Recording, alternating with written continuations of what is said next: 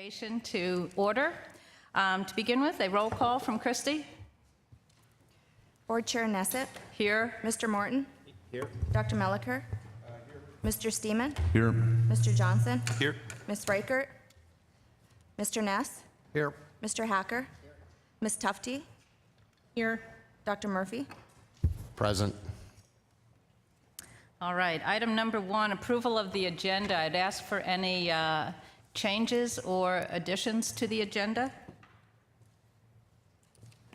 Chair Nesset, if possible, could we consider moving the policy issues to the forefront after the interview process takes place? I think it's important that we not be rushing through those as people are packing their bags at the end of the day.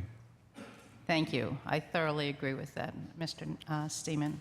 So that will move items 16 through 22 on our agenda. Will come up after the interview process, prior to item 7. I would also like to add at the end of the committee reports, I'd like to add Audit Committee. We'll have a very brief report as well. Are there any other additions or changes to the agenda? With none, I would ask for a motion to approve the agenda as amended. So moved. Thank you. Thank you. Dr. Melliker. Yes. Mr. Hacker. Yes. Mr. Johnson. Yes. Mr. Morton. Yes. Mr. Steeman. Yes. Mr. Ness. Yes. Board Chair Nesset. Yes.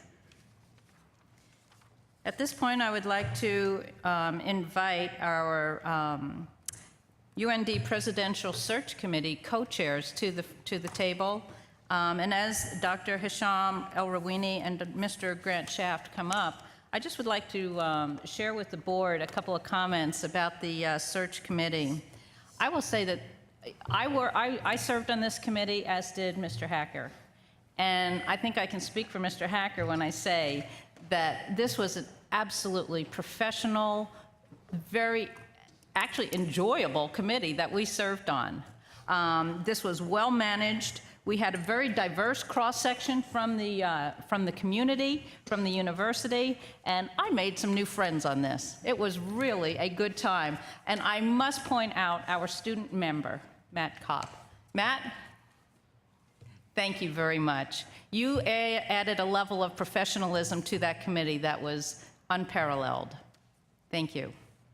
To the co-chairs, Mr. Shaft and Dr. El-Rawini, you did a fabulous job. You guided us through this process. It was long, it was exhaustive, and I think that you always kept in mind what was best for UND, and that means what's best for the students. And for that, I thank you, and I will turn this over to you. Thank you. So good morning, board members. Before I start talking about the process, I would like to send 4 thank you notes. Thank you number 1 to all the applicants who applied and didn't make it to today. They showed interest at UND. They put time and effort to prepare credentials, and they put their credentials and themselves under the microscope for quite some time. The second thank you note is to the various constituents who participated actively in the process: faculty, staff, students, alumni, community leaders, legislators, and the media. They all participated very actively. The third thank you note is to the support staff from UND and North Dakota University system who worked diligently to ensure that we have an error-free search. I'm going to mention their names quickly. Those are Terry Meyer, Bailey Jo Lorius from the system, from UND, Fred Whitman, Sandy Reyes, Jen Arvik, Peter Johnson, Tara Buckley, and Chad Bushy. And then the fourth and the final thank you is to my colleagues in the search committee, especially my co-chair, Grant Shaft, who has done all the work, and I got all the credit.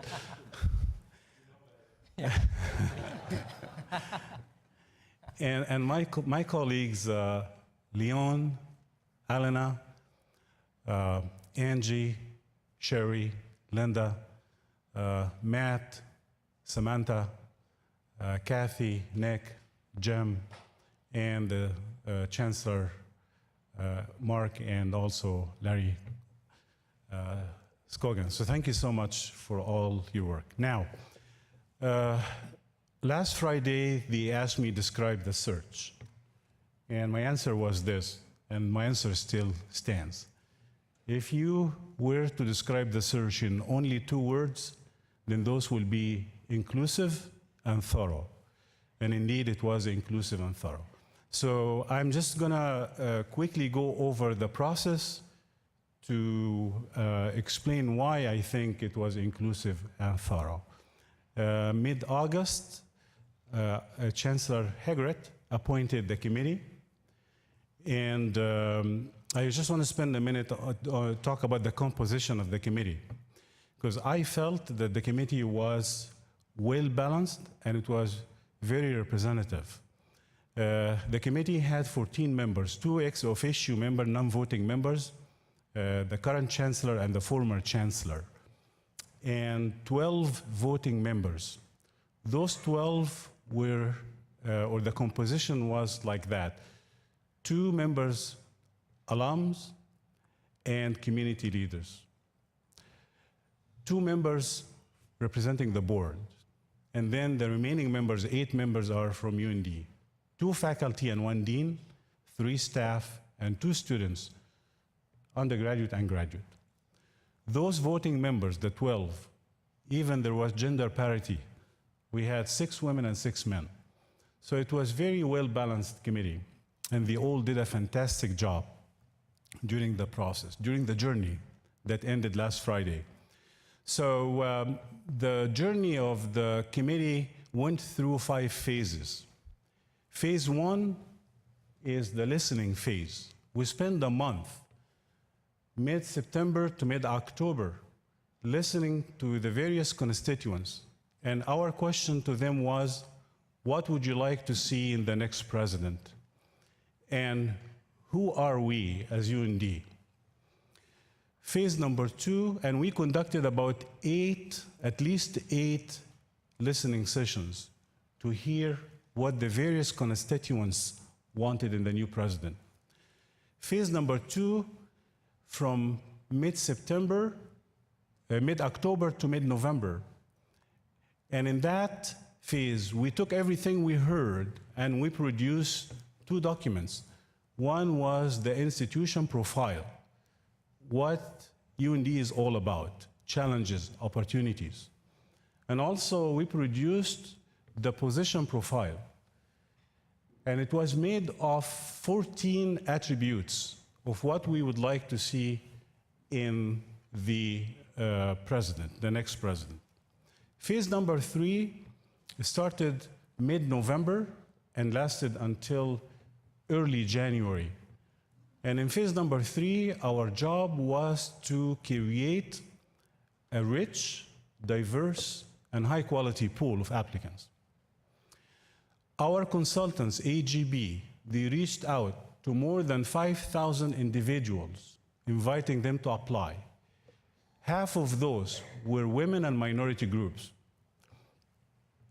We received hundreds of nominations, and we contacted all of them. At the end of this building the pool phase, we ended up with 46 applications. Of those, 4 withdrew at different points for different reasons, and we ended up with 42 to be considered. That concluded phase number 3. Phase 4 was the screening of the applicants. So the committee members went through thousands and thousands of pages of all the applicants, and that process resulted in reducing the 42 to 16 candidates who were invited to off-campus interview process, 2-day of off-campus interviews. As a result of the off-campus interviews, those 16 applicants were reduced to the semifinalists, 6 to be invited to the campus. And that started phase number 5. In phase 5, we invited 6 applicants to visit UND. And we designed, purposely, deliberately designed each visit to maximize the exposure of the candidates to the community, to the city, to the faculty, staff, students, legislators, media, everyone. Everyone had a chance. And we designed the 2.5 visits for each candidate to meet with those different constituents, especially faculty, staff, and students. And we give them a chance to talk to the media. And we also give them an opportunity to choose who they want to meet with. So for every candidate, we give them 3 opportunities to choose somebody to meet with. And it worked pretty well. Nobody wanted to meet with me individually, though, but that was the final phase. And as a result, we have 3. Also, we designed and implemented a reliable system, a reliable and secure system for feedback. So at 10 o'clock in the morning of the first day of each visit, each internal constituent received an email with a unique link that can be used only once to fill out a feedback form. And we collected the data and we sent it to you. Also, at the last day, at 2:30, in the last day of each visit, we had an open forum where we asked each candidate one question. Under your leadership, what can we expect? And already we video streamed those open forums to multiple people. And also we recorded them and we made the videos available to faculty, staff, students, and to the board. So today I'm happy to tell you that we have 3 good candidates. Those are the best candidates in the pool. And it's your job now to select the next president. Thank you. Good morning, Madam President, members of the board. It's good to see all of you again. This is my first appearance since my 8 years serving on the board. It's nice to be back in front of you. I would join Hisham in thanking the Chancellor for giving me the opportunity to be a co-chair on this search. My co-chair is a very untruthful man because he actually did do all the work on the committee, so you can parcel that out however you want. We're very happy, as Hisham indicated, to have 3 very qualified candidates before you today, and I'm going to introduce the first candidate that you'll be hearing from momentarily. Dr. Stephen W. Shirley, PhD, is the current president of Minot State University. He also has oversight for Dakota College at Bottineau. Prior to joining Minot State, Steve served as president of Valley City State University from 2008 through 2014. Earlier in his career, he was vice president and dean for student affairs at Dakota State University in Madison, South Dakota, and an assistant professor of business and director of study abroad at the University of Minnesota, Crookston. He also held part-time teaching assignments at the University of North Dakota and at South Dakota State University. Dr. Shirley currently serves on the board of directors of the NCAA Division II Northern Sun Intercollegiate Conference. He previously served on the National Association of Intercollegiate Athletics Council of Presidents and chaired the NAIA's National Eligibility Center Oversight Committee.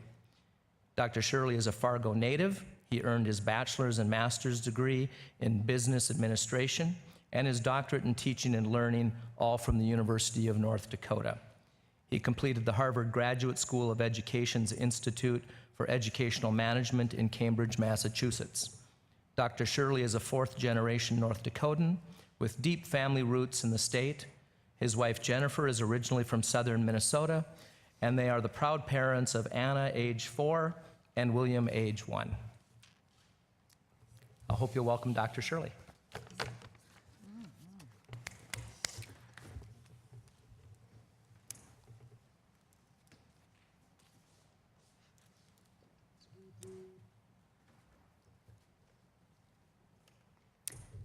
Thank you, Dean Rowini and Mr. Shaft. We appreciate those words and the assist here.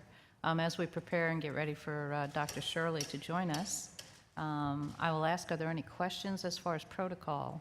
Our next part will be the interview process, where we as a board will have an opportunity to pose questions to each of the candidates. And these will be the same questions for each candidate.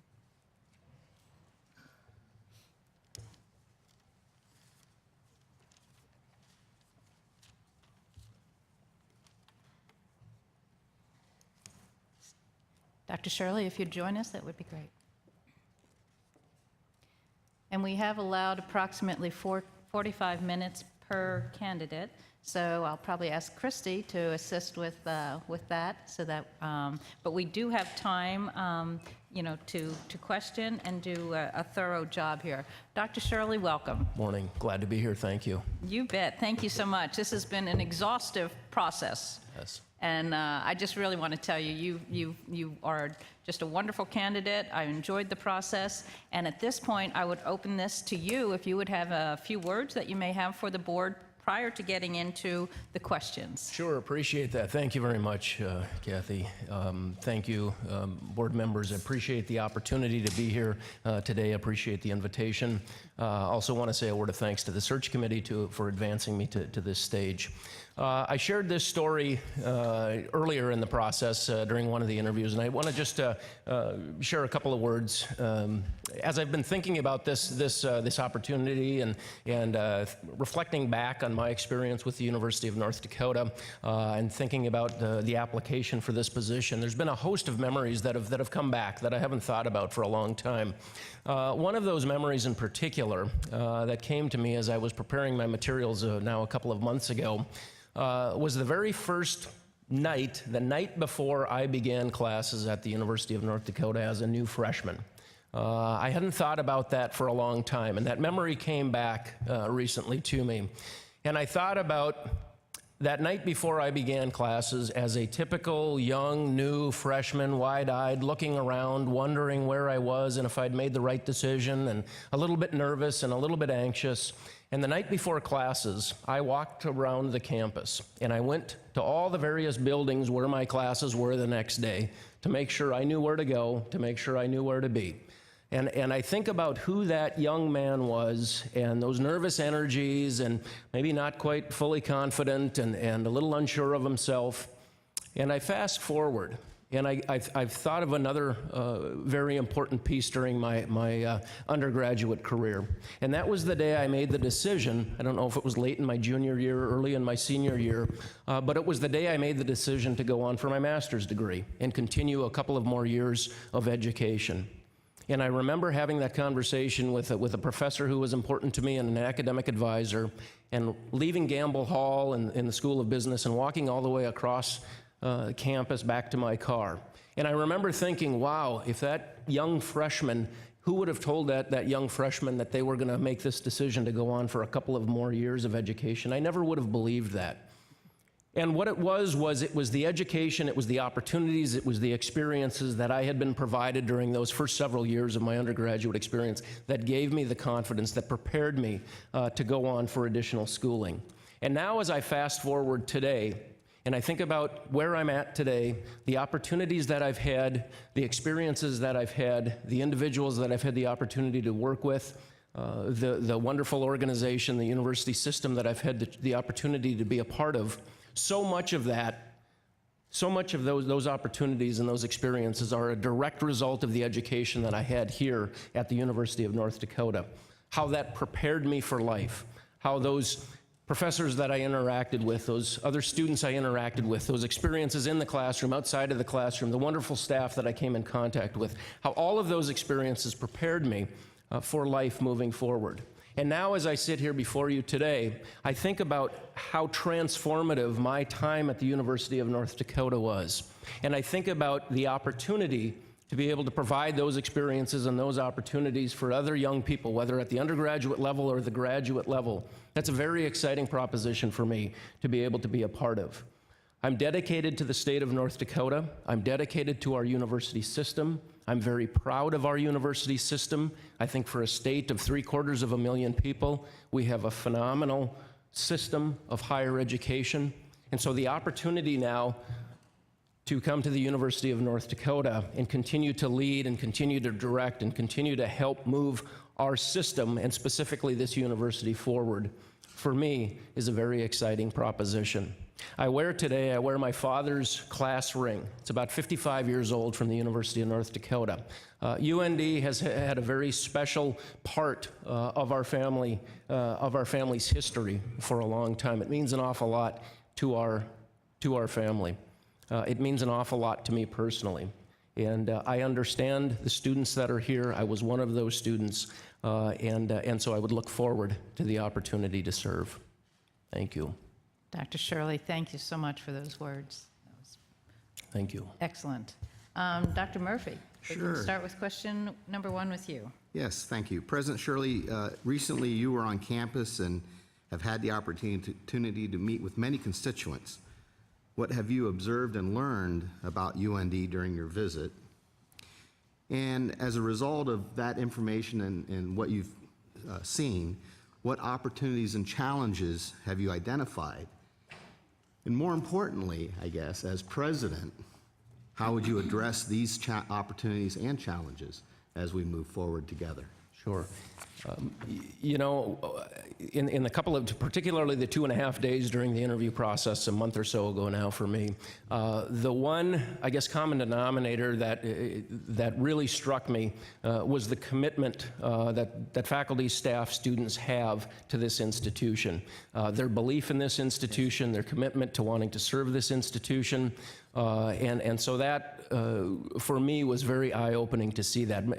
It shouldn't be surprising, and it really wasn't surprising, but to see it and confirm it and hear it in the questions that people asked, whether in open forums or in private hallway conversations, the genuineness, the sincerity, and so forth, which with folks want to serve this institution. For me, that says there's a tremendous base here upon which to build. I think when you talk about challenges, I think certainly some of the challenges that confront all of us in higher education in the state of North Dakota right now are some of the challenges that I heard about. I think they're common on a lot of campuses, but certainly there were questions about the current budget situation, the current situation moving forward, some of the difficult decisions that have had to be made up to this point. I think some of the difficult decisions that are going to have to be made moving forward.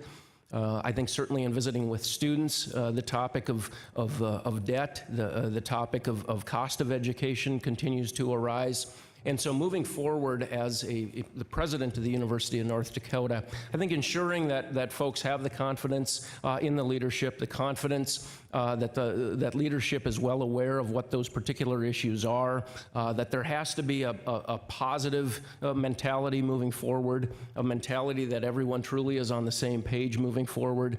I think when you talk about student cost, as far as what students are concerned about, ensuring that leadership is well aware of that, what kinds of things leadership is doing to ensure costs and affordability remains a focal point.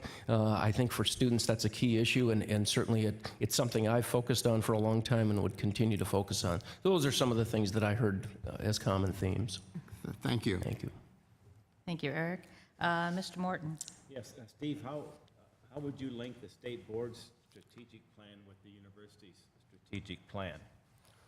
I think the important points within the State Board of Higher Education, the university system's strategic plan, are on issues like delivering degrees when and where necessary, delivering the right degrees that are needed for the state of North Dakota, delivering degrees that are affordable, making programs available when and where students want them. And so as you think about the mission of the University of North Dakota moving forward and aligning with the State Board strategic plan, And then on top of that, recognizing the issues that our state has moving forward, I think ensuring that the University of North Dakota is just that. It is the university for the entire state of North Dakota, ensuring that opportunities are available here for young people that are going to help move our state forward.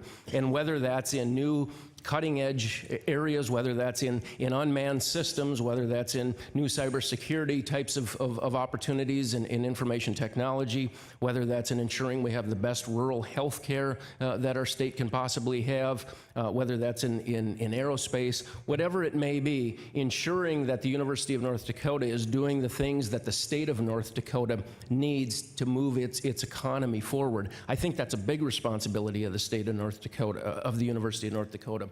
I also think the University of North Dakota, one of its true hallmarks is the liberal arts core that the institution is built upon, and having that strong liberal arts tradition upon which all of the rest of the academic programming is built upon becomes very important. So if someone is going into business, if someone is going into law, if someone is going into medicine, if someone is going into aerospace, or a host of other areas where UND excels, we want to make sure that fundamentally those students know how to think, they know how to be creative, they know how to look at solutions. Those are the things that employers are going to want to look for moving forward, and all of that starts at the core with that liberal arts foundation that's so strong here at the University of North Dakota. So I think UND has a real obligation moving forward to ensuring that the state of North Dakota moves forward, and I would take that responsibility very seriously. Thank you. Thanks. Thank you very much. Mr. Hacker. Thanks, Madam Chair. Dr. Shirley, thank you again for your time today. Thank you. Can you describe your views on campus governance, collaboration with the different constituencies such as students, faculty, staff, alumni, off-campus individuals, and the foundation, especially as it regards financial management and a plan for growth? You bet. All of the audiences you just named are obviously critically important moving forward and moving an institution forward. I think if you look back at my past track record, whether it's with student groups, student governance groups, faculty governance groups, staff governance groups, when you look internally on a campus, I think I have a very strong track record, a track record that I'm proud of. It becomes important that everyone is on the same page moving forward. And while you may never get 100% consensus, I think that's pretty much a fantasy, particularly at a place as complex as a university campus, to ensure everyone is on the same page through open communication, through transparency, through conversations where everyone has full information, where everyone has full data, so folks know how decisions are being made and feel truly a part of those decisions. I think that's very important. I think I've built a track record and have done that over the last 8 years. As you get off campus and you start to look at alumni groups, you start to look at a lot of the groups that the foundation works with, you start to look at so-called town-gown relationships within the community, within the state, within the broader constituency groups. Again, the role becomes very incumbent upon the president of the university to ensure those lines of communication are open, to ensure if there's a particular direction that the university wants to head, to make sure that's in line with priorities, for example, within the legislature, or priorities that alumni groups may have, and so forth. And so you want to make sure that you're on the same page. I think when you talk about fiscal responsibility, fiscal matters, and so forth, again, if you look at my track record, and I'm very proud of that, we've had a very clean financial fiscal record over the last 8 years in serving as a president of the university system. I think at the end of the day, that buck stops with the president, and it's critically important for this board to ensure its 11 campuses are being managed properly fiscally, and so the president of the university has to hold that at the forefront on a regular basis. Can I just expand on that just a little bit? Yes. Mr. Chair. Steve, and maybe it doesn't have to be necessarily in financial management as you're discussing at the end of your question, but can you describe a time where you've dealt with a crisis as a president of one of the institutions? What was successful in dealing with that crisis, or what wasn't?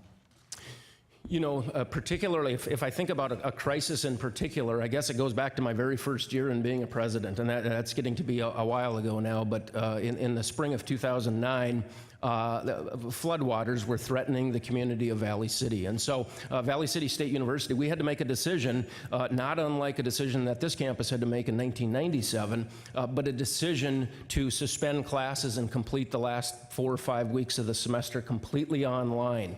That may not seem like a big decision, but it was a huge decision at the time. And so to ensure that decision was made properly, as the campus was in jeopardy, as waters were rising, as students were all over the state and all over the country, faculty had spread, to be able to pull everyone together and to ensure the campus was able to continue the rest of its semester over those last 4 weeks. That was a real period of crisis. There was a lot of sleepless nights there leading up to that and through that time. And looking back, I think folks would say we made through it very successfully. Thank you. Thank you. Dr. Melliker?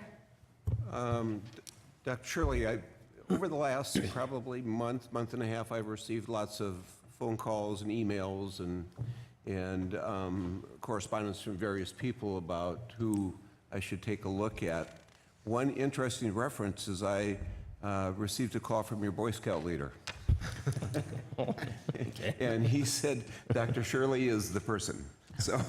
So anyway, that's a real compliment. Appreciate that. Thank you. That being said, what has been your legislative experience? And I think I know some of that from working with you, but I'd like to hear that Sure. from you again. And what do you believe to be the university's role during a legislative session? And how would you link the state board initiatives in the strategic plan? Sure. First off, I've not asked anyone to ever lobby or make any phone calls, so I appreciate that someone as far back as my Boy Scout leader did, but appreciate that, sharing that. Obviously, over the last 8 years being involved, having been through the 09, 11, 13, 15 sessions here in the state of North Dakota, and of course all the work that goes on during the interim with interim higher education committees and appearing before budget section when necessary and those kinds of things, working with local legislators within the local community. Certainly I've had a lot of legislative experience here within the state of North Dakota. I did some of that previously as well when I was a vice president down in South Dakota for the 4 years I was down at Dakota State University. So I think I've established a pretty good rapport, a pretty good track record, some pretty good relationships with legislators throughout the state of North Dakota. I think that's critically important for the 11 heads of the campuses within the state of North Dakota. Again, we may not always end up at the same conclusion. We may not always end up on exactly the same decision. A legislative decision may go contrary to what we had hoped or what we had lobbied for, or what we had tried to promote. But at the end of the day, I think if we're at least keeping our message out there, if we're staying on legislators' radars as far as what our priorities are, what's important for the university, how those priorities impact not just the university, but how they impact the state of North Dakota. I think at the end of the day, that's a big part of our responsibility. The University of North Dakota and all the other 10 campuses in the state are assets of the state of North Dakota. The policymakers and the legislators and the powers that be, at the end of the day, I think truly want what's best for those assets within the state of North Dakota. And so it's important for us as heads of institutions to ensure that legislators understand how this can benefit the state of North Dakota, how this can be good for the citizens of North Dakota. It can't simply be, this is good for us, this is good for the campus, this is good for us, but it's got to be, how does this benefit the state of North Dakota? How does this benefit the students of the state of North Dakota? At the end of the day, I think that's what the conversation should be and really has to be. Thanks. Thank you very much, Dr. Shirley. Mr. Ness? Good morning, Dr. Shirley. Good morning. State Board of Higher Education is a unified system of higher ed in North Dakota. Describe how you see UND collaborating with the other institutions within the NDUS system. Sure. Again, I said this earlier, and I truly believe it. I think we have an incredibly strong system of higher education in the state of North Dakota. When you look at the two-year campuses and some of their very specialized areas that they have, the regional campuses and what they do, whether it's in teacher education or a host of other areas, the campus I'm currently at Minot State University, and some of the tremendous programs that we have at Minot State, and then look at the two research institutions. Again, for a state of 725 or 750,000, I think we have a tremendous system of higher education, that a young person growing up in this state has a world of opportunities ahead of them thanks to this wonderful system of higher ed that we have. That being said, I think the University of North Dakota has a special role to play within that system. It's the oldest institution in the state. It's the largest institution in the state. It has the medical school. It has the law school. It has several other obvious, very specialized areas within the state of North Dakota. And so I think the University of North Dakota has a special obligation to partner with other institutions, to collaborate with other institutions. I've done that over the last 8 years. I've looked for opportunities to collaborate to ensure students across campuses have opportunities. I think as you look at an effective system, it's got to be a system that benefits students. So whether students have dual degree options, dual credit options, options for common application, options for easy transferability, those kinds of things are all important parts of an effective university system. And so the University of North Dakota has a special role to play because of its size and scope and so forth. I also think it becomes a fine line. All campus presidents, all campus leaders have an obligation to advocate and to lobby on behalf of their campus. And sometimes what the system wants to do, or a direction that the system wants to head, may be in competition or maybe a bit contrary to what a local campus wants to do. Those things are obvious natural tensions, and those things happen. I think it becomes very important for the university president to lobby on behalf of their campus and to advocate and to stand up for their campus. I've done that over the last 8 years. I would look forward to continuing to do that. We have very healthy conversations within Chancellor's Cabinet. We debate issues. We discuss issues. It's always done in a very cordial and collegial manner. And that's the responsibility of the president to do that. At the end of the day, it is a system, and we need to be on the same page. But I think it is important that all of those views are aired so that the best decision can be made moving forward. Thanks.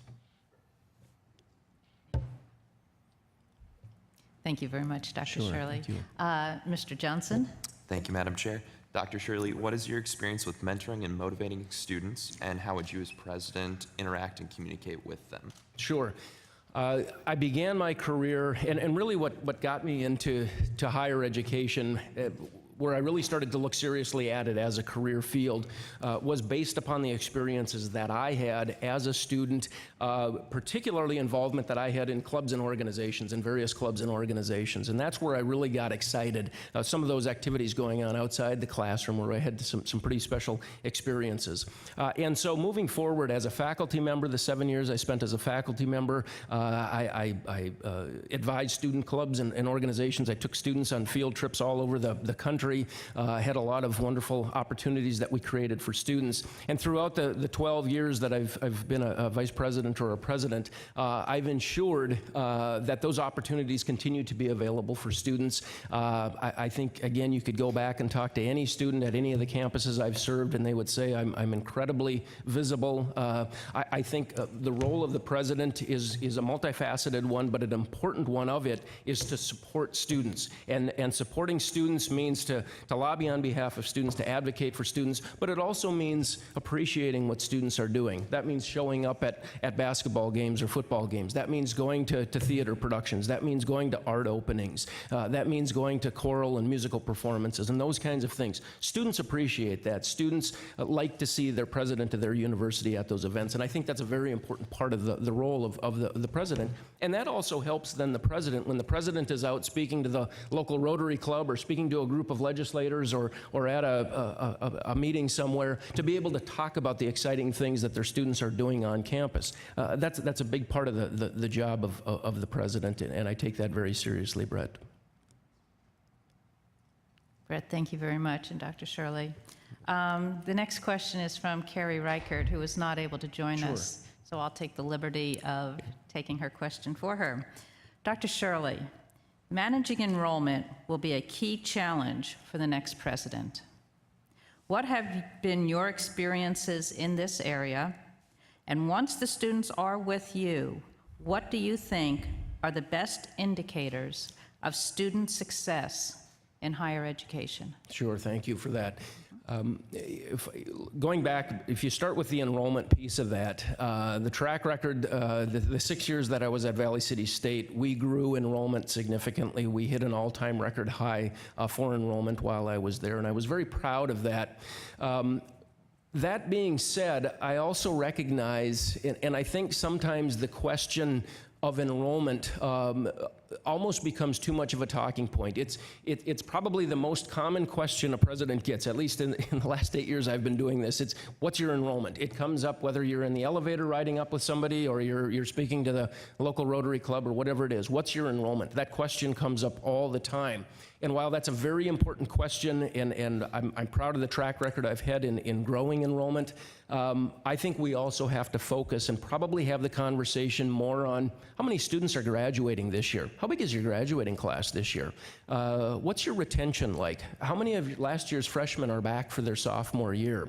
What's your graduation rate? How many of your students that started here 4 or 5 or 6 years ago, how many of them are graduating this year?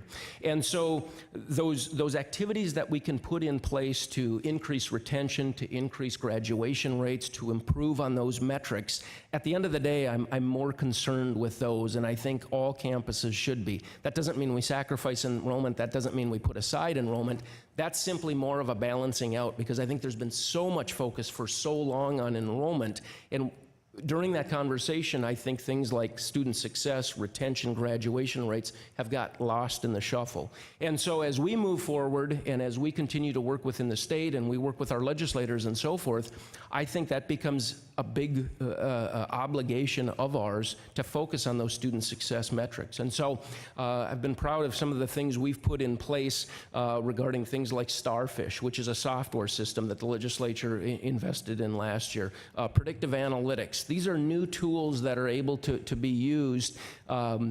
Starfish puts in place essentially an intrusive advising, active advising, early alert type of system to ensure that the students aren't falling through the cracks. So a coach might talk to an academic advisor who might talk to a professor who might talk to somebody over in a student success center, and we're able to make sure students have all the tools and aren't slipping through the cracks. You're not going to say, get every one of them, but you're certainly going to be able to do some things that are more intrusive than you were otherwise being able to do. So those kinds of tools, I think, are very important. I think effective advising is something we probably don't talk enough about. When a student comes into the university and they're beginning, whether a new freshman or they've transferred in for their sophomore year or whatever it is, making sure they have a roadmap, they have a plan that they can follow to graduate within within 4 years at the university. Making good decisions for class scheduling and those kinds of things. They're not real glamorous things to talk about, but they're incredibly important to making sure, number one, students graduate on time, and number two, students aren't adding unnecessary debt, because obviously the longer they're in school, the more that debt is starting to accumulate. So all of these things, I think, are important points of the conversation. We all collectively around this table need to continue to focus on. Dr. Shirley, thank you very much. Thank you. I think you've really truly answered the question, and that this board is absolutely focused on students. Right. That is what we do, student success. And I think you very well answered that. The next question, Mr. Steeman. Good morning, Dr. Shirley. Morning. UND is in the process of reducing expenses to cover a $9 million or $9+ million revenue shortfall. In addition, North Dakota is looking at further revenue shortfalls, which will impact UND in the next biennium. Have you had to deal with budget situations like this in your past? If you did, how did you handle them? And then I will have a follow-up. Sure. First off, certainly with the allotment process that all state agencies currently are a part of, for Minot State University, that figure for us was just a shade under $1.991 million, so just under $2 million. We made those budget reductions over the last month and submitted that to the system and to the governor's office. Those are difficult decisions. They're difficult.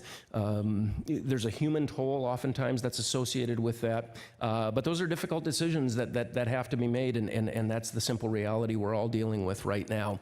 We did that process in working very closely with our deans, our academic deans. One of the hallmarks that we had in making those decisions and making those reductions were to ensure that we were doing everything possible to minimize the impact on students so that the student experience was impacted as little as possible, so that the academic offerings were impacted as little as possible. And that's been our kind of our blueprint for doing this. And we've also been doing this in a mode of thinking about, there may be more to come. There may be more to come, whether it's in 6 months or 12 months or 18 months, and preparing for that as well. And so some of the decisions we've been made have been to try to position us so when we have further reductions, if that comes to be, we're going to be ready to handle those as well.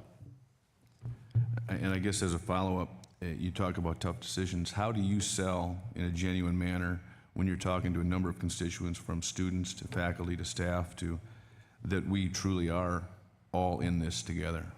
Exactly. I think it becomes important, and I think for whoever the new president is at the University of North Dakota, on day 1 and day 2 and day 3, a big part of that opening being at the university is that getting to know people, but getting to appreciate what people do on the campus, getting to understand what everyone's role is on the campus, and making sure not just that the president understands those roles, but kind of a validation back so that those individuals understand the importance of their roles on the campus in such a way that it's not simply a vacuum, but they understand how is their role connected to the broader picture, to the broader mission of the University of North Dakota? And I think that's a big responsibility, and a big part of the president's job is to ensure those conversations occur and to ensure there's that mentality across the campus, across the various colleges within the campus, that everybody has a role to play here. And that,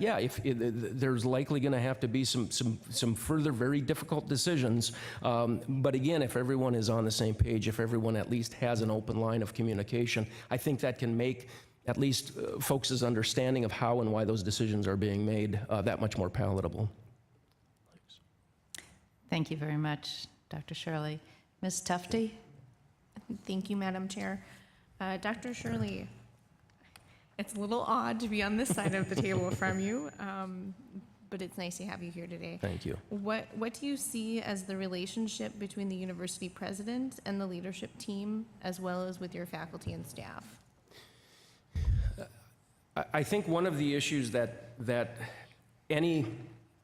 first off, whether you're the president of the university, or you're a chiropractor in town, or you're a bank teller, or you're a custodian on campus, or whatever your role is, you cannot effectively do your role, whatever that role is, if people don't trust you, if you don't have a foundational base of trust. And trust and integrity, being a person of your word, I take those two issues very, very seriously. Again, I think I've established a track record and a reputation based on trust and integrity. And if you don't have those two things, I don't think anything else matters. And so as you're working with whether it's staff members or you're working with various constituents throughout the campus, they have to ensure that they can believe in you and believe in who you are. And you have to be a person of your word. And so moving forward, I think that demonstrating that becomes critically important. I'm sorry, continue your question. I think that gives us an idea. Another part of working with faculty and staff and your leadership team, can you tell us about a time when one of your subordinates showed you a better way and you heeded their advice? Sure. Back to the leadership team piece as well.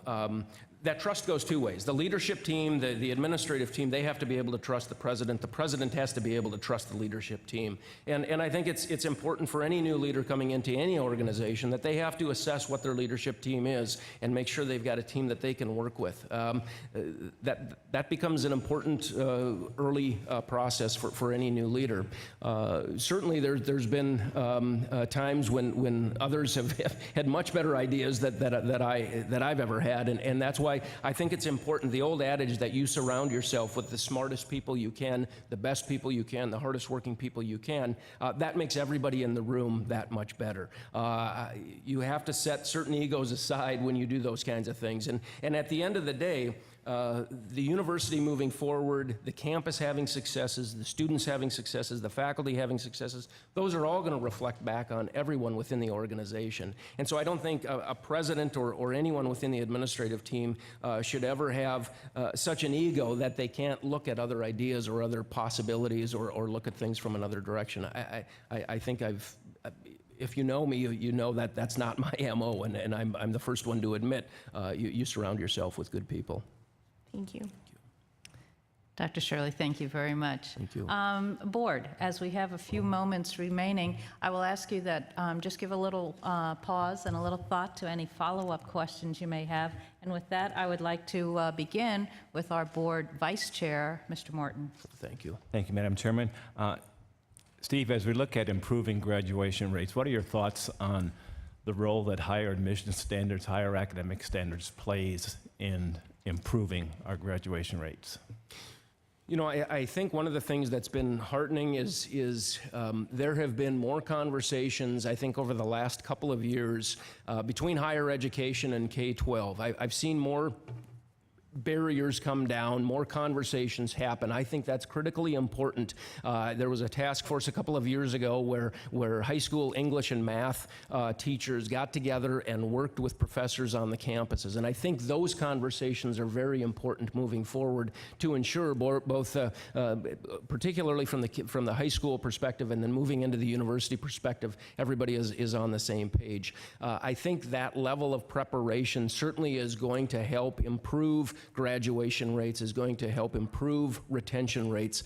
I think beyond that, there's other opportunities as well that we can do early on with students when they're new to a university. One of the things that Minot State has done very well and very effectively, and we've now had some of the highest retention and graduation rates, both that we've had in the last 12 years, this past year, are first-year experiences for students during their first year to get involved in certain programs and come together around a certain academic structure and work closely with their peers and work closely with a faculty mentor. Those kinds of programs, I think, also ensure students are going to have academic success during that first year. So what is the role of higher academic standards, higher admission standards? Does that play a role or not? I think if the admission standards are higher, I think if the admission standards, if that bar is raised, you're going to bring in a group of students that are likely better prepared and are likely going to persist and are likely going to have higher retention rates. So yes, I would say, I don't have a scientific survey on it, but I would say there's a direct correlation. If you've got higher academic standards, you're likely going to have a higher retention rate and a higher persistence rate within an institution. And I think that becomes the balancing act for the university system, particularly if you've got a very strong community college system, which we have in the state of North Dakota, to look at that role as well. And if those decisions are made to move the bar at the university, move the bar up on admission standards, ensuring then that a student can begin at one of the community colleges, I think that becomes a very important part if they need a year or two there and then are ready to move into the university system. It's very much a domino. I mean, there's a lot of moving parts and pieces there. So I think all of that needs to be considered. Thank you. Thanks. Thank you, Dr. Shirley. Do I see any follow-up questions? Dr. Melliker? As I've been looking through a lot of the information, I think recently you have been on the Shared Services Committee, correct? What are you learning from that experience?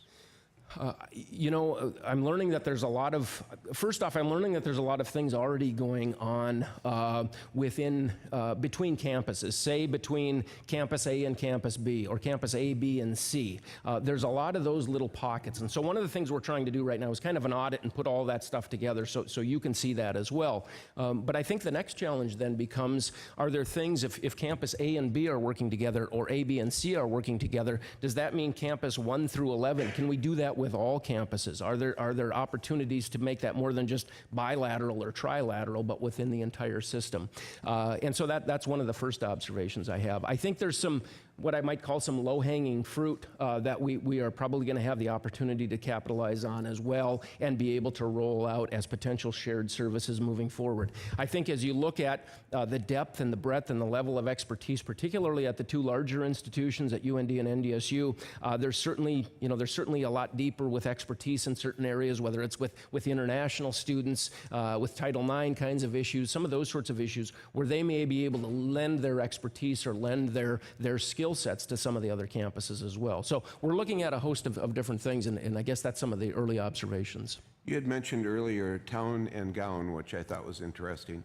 And so what do you foresee the role of the Alumni Association and the role of the foundation in a campus setting? Very important, certainly. Just got back last week. We did our annual Arizona trip, met with a host of Minot State alumni down in Arizona for a few days, and we had great turnouts at all of those events. But I relish those opportunities to interact with alumni groups, to be an active part in that, to assist in fundraising, to go out and to meet with donors or prospective donors, whether that's individuals or that's potential corporate partners or whatever it may be. Again, I think that the university president has a role to take as active, or sometimes it's important for that president to step back as well if they need to step back a bit. Sometimes it depends on who the donor is or who the group is and so forth. And so being able to navigate that and understand that role, that comes from knowing the association, the Alumni Association, knowing the foundation, and understanding all of the players within those groups. And I've, again, over the last 8 years, I've done an awful lot of that, and I would certainly look forward to continuing to do that moving forward. Thank you. I thought you were going to ask me to recite the Boy Scout motto, so I'm glad you didn't do that. I forgot it as well. Thank you very much, Dr. Shirley. Mr. Johnson? Dr. Shirley, I'm curious, in your opinion, in your time as a university president, what would you say is your greatest accomplishment? You know, I've been, again, I come back to this. I think the track record that I've established, one that's based on credibility, one that's based on sincerity, one that's based on leading institutions, leading great groups of people, wonderful groups of people, having the trust and the faith of those people, establishing, I think, a strong reputation within the state of North Dakota. That builds up over time. That doesn't happen overnight. And I've spent a lot of time on that. I take that very sincerely. And I think a result has been people looking at your institution maybe in a more favorable light than they once upon a time did. And again, those things don't happen overnight. Those things take time. I've been very proud to be able to be part of those opportunities. Thank you very much, Mr. Johnson and Dr. Shirley. And we will take our final follow-up question from Dr. Murphy. Thank you, Madam Chair. Interestingly, in the strategic plan for the system, both UND and NDSU have some special parts within that strategic plan that are focused on research. And you didn't really touch much on that in your discussion of the plan. So in just a few comments, could you tell me what your vision is to advance the research mission at the University of North Dakota, and how do you see that playing not only into the state, which you've enunciated very well how we're an important component of the state, but also into the component of the nation as well as the world? Thank bet. you. Absolutely, thank you.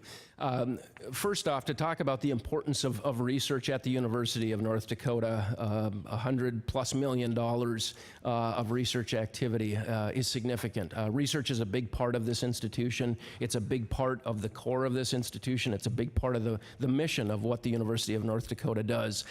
It's a leader within the state of North Dakota. It's a leader in the upper Midwest, and I think it has the ability to be a leader nationally. Particularly as you look at some of the specialized programs, you look at some of the activities going on, say, within the EERC, within some very specialized programs within the School of Medicine. You look at some of the very specialized things within aerospace and engineering, unmanned systems, and so forth. I think there's a lot of areas where the University of North Dakota is already on a national and at many levels an international map. And being able to be a strong advocate, Eric, for that moving forward, I think is a big part of the next University of North Dakota president's role. One of the things at Minot State, when you talk about research activity, one of our absolute assets, one of our absolute gems at Minot State University is the North Dakota Center for Persons with Disabilities. That's a big part of Minot State University, and it lives and dies and breathes on grants and contracts. And while I'm not the person obviously writing or submitting those grants and contracts, it's my role to be a strong advocate for that center. And I would see that you take that now and multiply it. The president of the institution has to be that strong advocate, that strong champion, that strong cheerleader for that research focus and mission. Thank you. Thank you. Thank you, Dr. Murphy, and thank you, Dr. Shirley. Thank you. Dr. Shirley, if the board is complete, we will wrap this up. And at this point, I would like to ask you, if you are offered the position of UND president, are you prepared to take that position? I absolutely am. Thank you. Thank you very much. Next, do you have any questions for us as a board? I don't. I simply want to extend my thanks again. I've appreciated the process. I've appreciated the last couple of months, and it's been great to spend some additional time here on the campus and meet with a lot of folks. So thank you all for the consideration. I certainly appreciate it. You are very welcome. Thank you for your time. And for the board, we will take a short break, and we will reconvene at 9:15.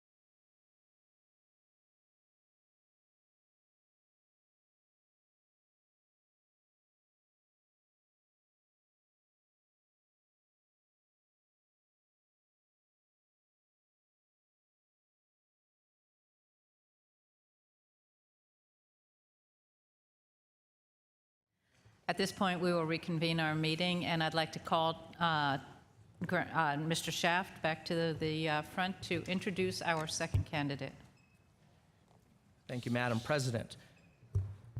Our second candidate is Professor Mark Kennedy. Professor Mark Kennedy is a fourth-generation Minnesotan with several generations of his family also living in North Dakota. Mark grew up in northern Minnesota, and his wife Debbie was raised on a farm in the Red River Valley. They met actually as state 4-H ambassadors.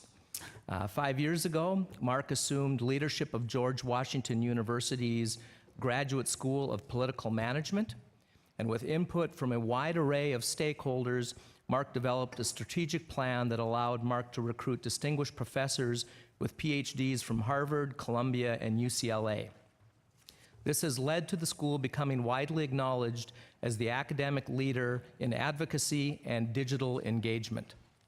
Prior to joining George Washington University, Mark was a top officer at Macy's and a 3-term United States congressman and an advisor to both Presidents George W. Bush and Barack Obama on international trade.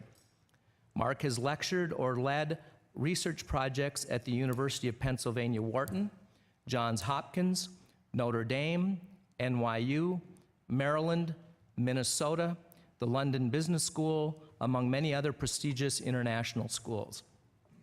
Mark is also engaged in scholarly writing with a forthcoming book from Columbia Business School Press on engaging to win, when to collaborate, when to compete, succeeding at both. Mark is a frequent commentator on media, including BBC, Bloomberg, CNN, Financial Times, Foreign Policy, Fox, MSNBC, NPR, Politico, USA Today, The Wall Street Journal, and The Washington Post. Mark is a graduate of St. John's University in Minnesota. Mark received a master's in business administration with distinction from the University of Michigan. His wife, Debbie, is a graduate of North Dakota State University. Do not hold that against them. And received her master's in fine arts from the George Washington University. They have 4 successful adult children. So I hope you'll welcome Professor Mark Kennedy. Thank you, Mr. Shaft.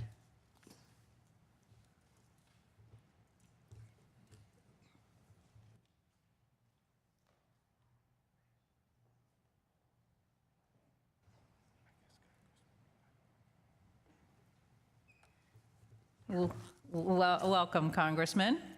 You can call me Mark. All right, we will call you Mark then. Thank you very much. And thank you so much for joining us, taking the time, and thank you for the time and effort in the search process. This has been long, exhaustive, and we're thrilled to have you here. To begin with, I'd like to give you an opportunity to maybe open up with a few comments about yourself, and in that process, if you could include a little bit about your experience and what you may bring to this position, but I'd certainly like to allow you the latitude to open the session here. Well, great. Thank you for your service to the state here as part of the State Board of Higher Education.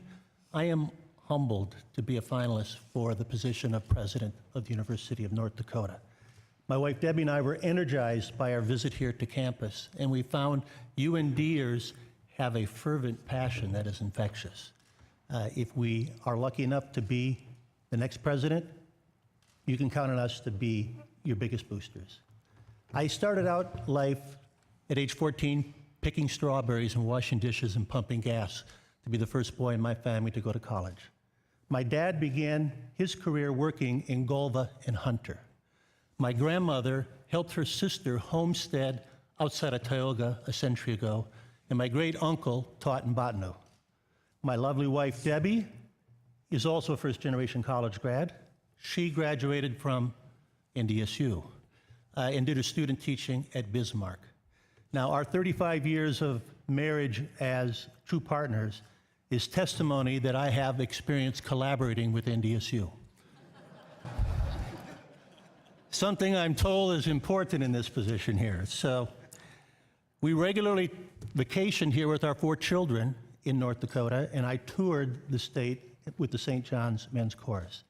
So our heritage of first-generation college grads with 4 generations of roots in this region really mirror the UND family and very much align with the university values. Debbie and me would consider coming to UND to be coming home. We love this region. We love the Midwest values, the wide open prairies, the Badlands, and the nearby lakes.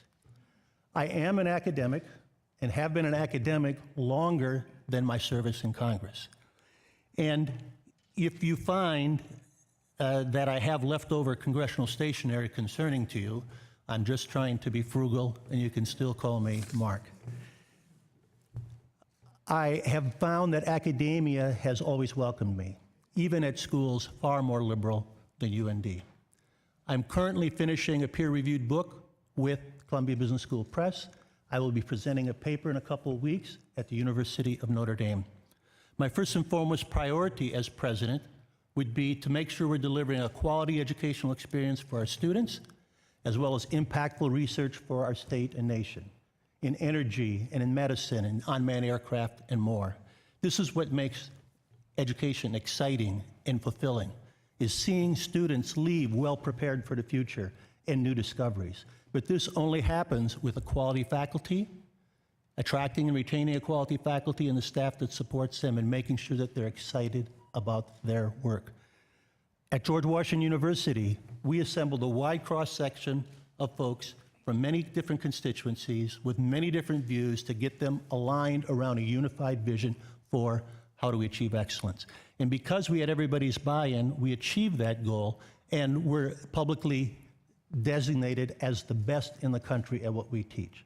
This team's success came about by me applying the academic skills of focusing on the educational mission, but the administrative skills of someone who has led organizations larger than UND, as well as the political skills of engagement as to how do you engage a state with the experience of engaging constituencies as large and as rural as North Dakota.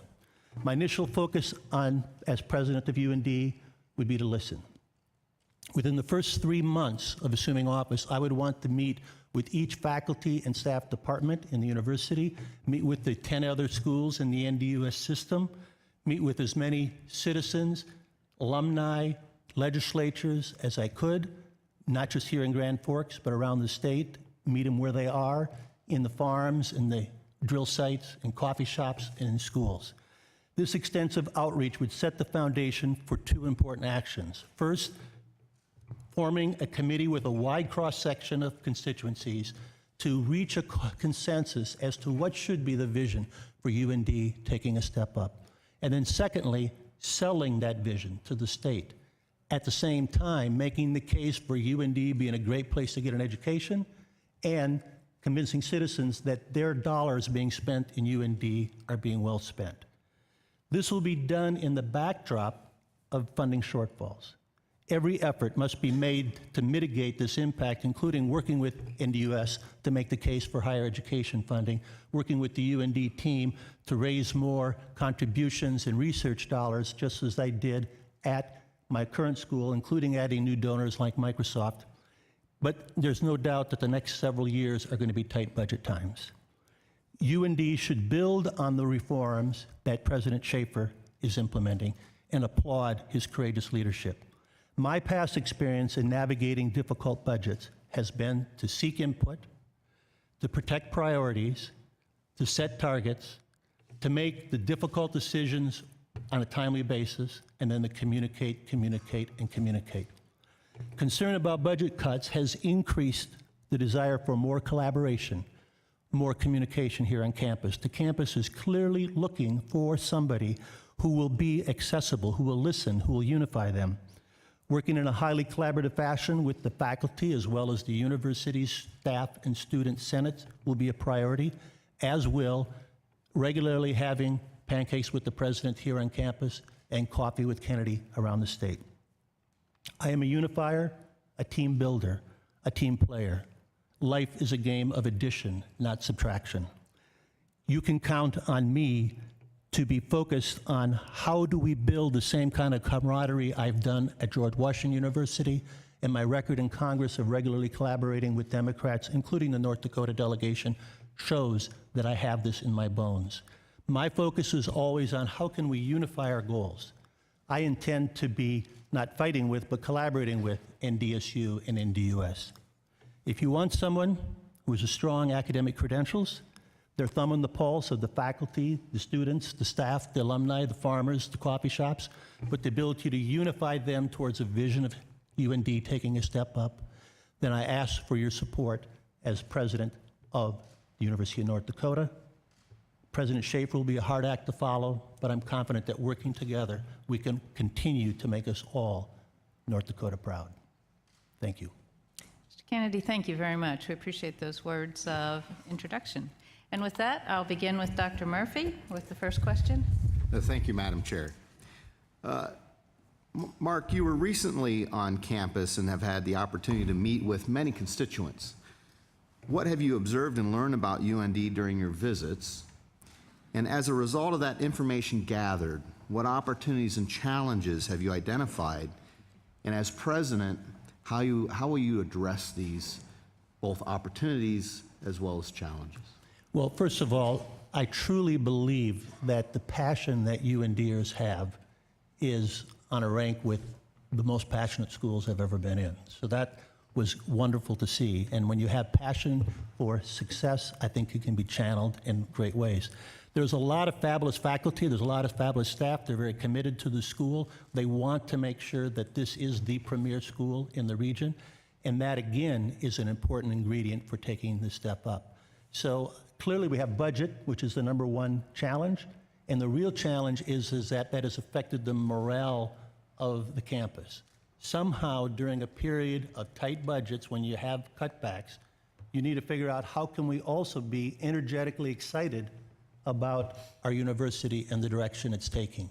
That is why I believe that the best tonic is a strategic plan, to point to not just where we're having to cut back, but what a future could be for a bigger, better UND. And so doing that listening, finding out what everybody else thinks are the priorities and the challenges, but melding together with all the constituencies towards a unified plan is, in my mind, the best way to get people re-excited about the future.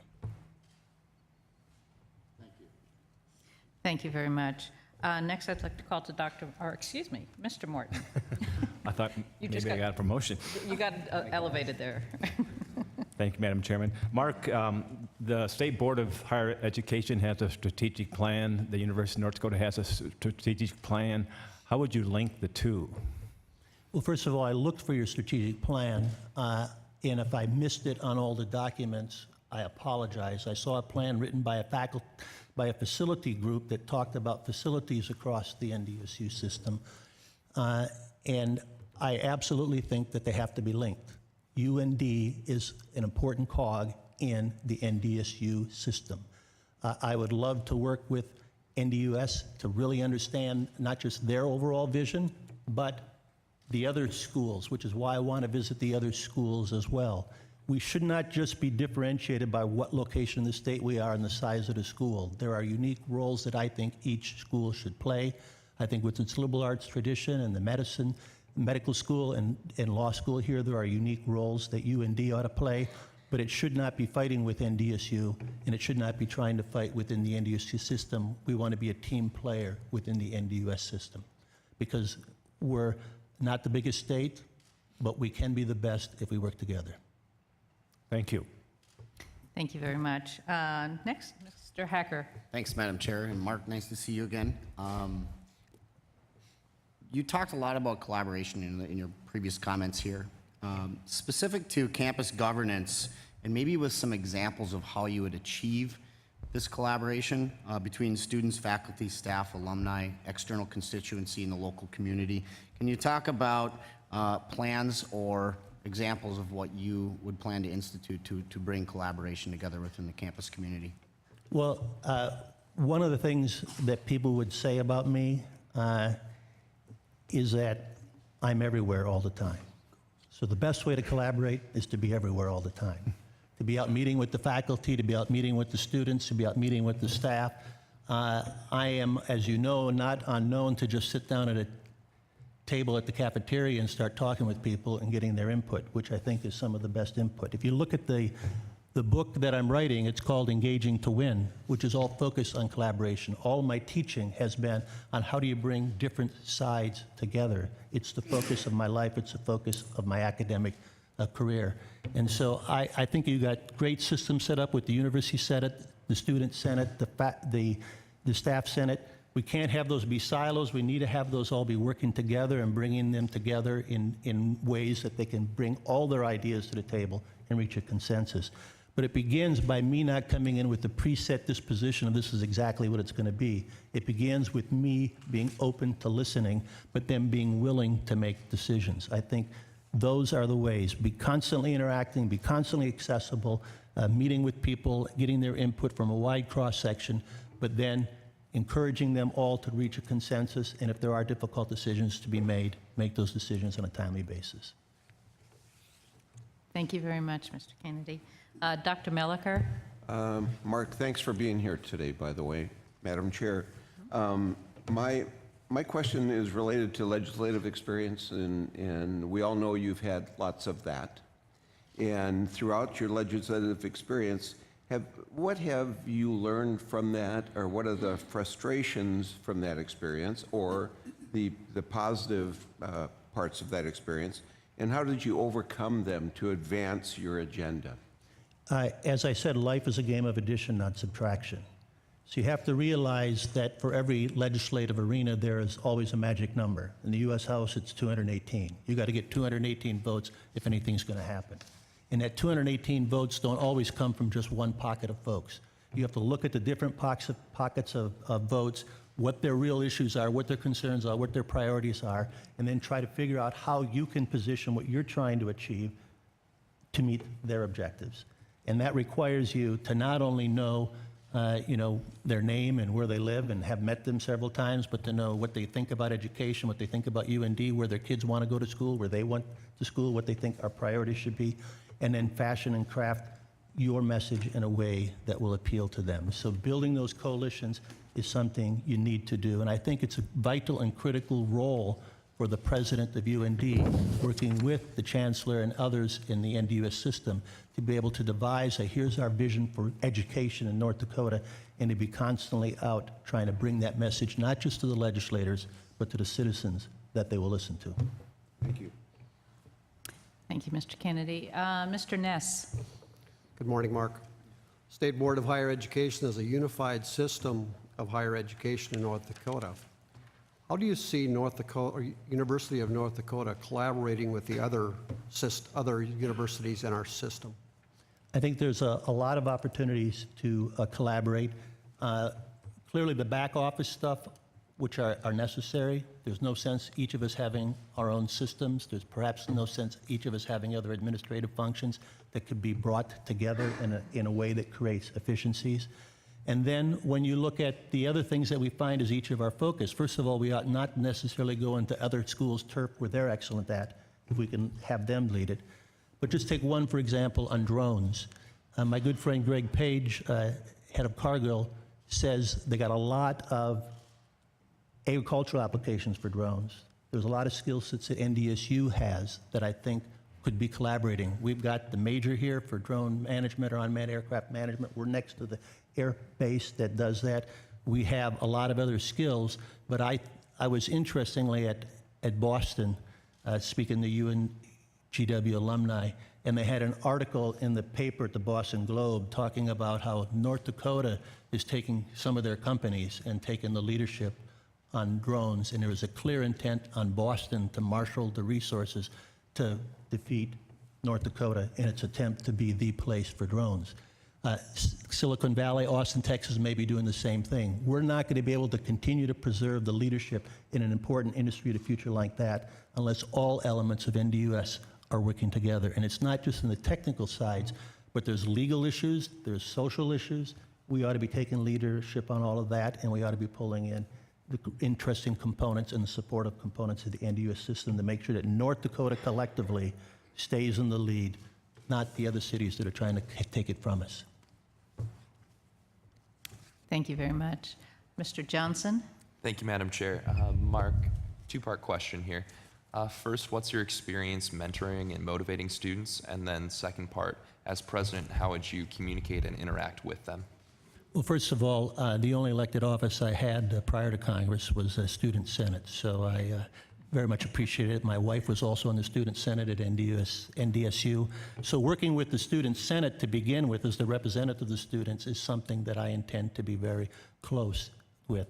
But the other thing I do is I pay a lot of attention to what the students are saying about the faculty. Now, that is not the only measurement of faculty success, but if we're not paying attention to who is doing well in the classroom, we're not really doing what we should be for our students. So in my current capacity, I sit down with every program director and go through every faculty to understand how they are engaging with the students, and is that success, are they being well received? Do the students feel as if they're getting a good educational experience? Again, that's not the only measure for faculty. We then work with faculty that are perhaps not doing well in that to make sure they have the resources to be able to teach in the classroom in a way that engages the students. And then just being around everywhere all the time. So I will be very accessible. I will be Mark, not anything else. You can call me anytime, and we're happy to talk and understand the concerns of students. Mr. Johnson, thank you. Mr. Kennedy, our next question comes from a board member who is absent today, Carrie Reichert. So I will ask her question All right. on her behalf. Managing enrollment will be a key challenge for the next president. What have been your experiences in this area?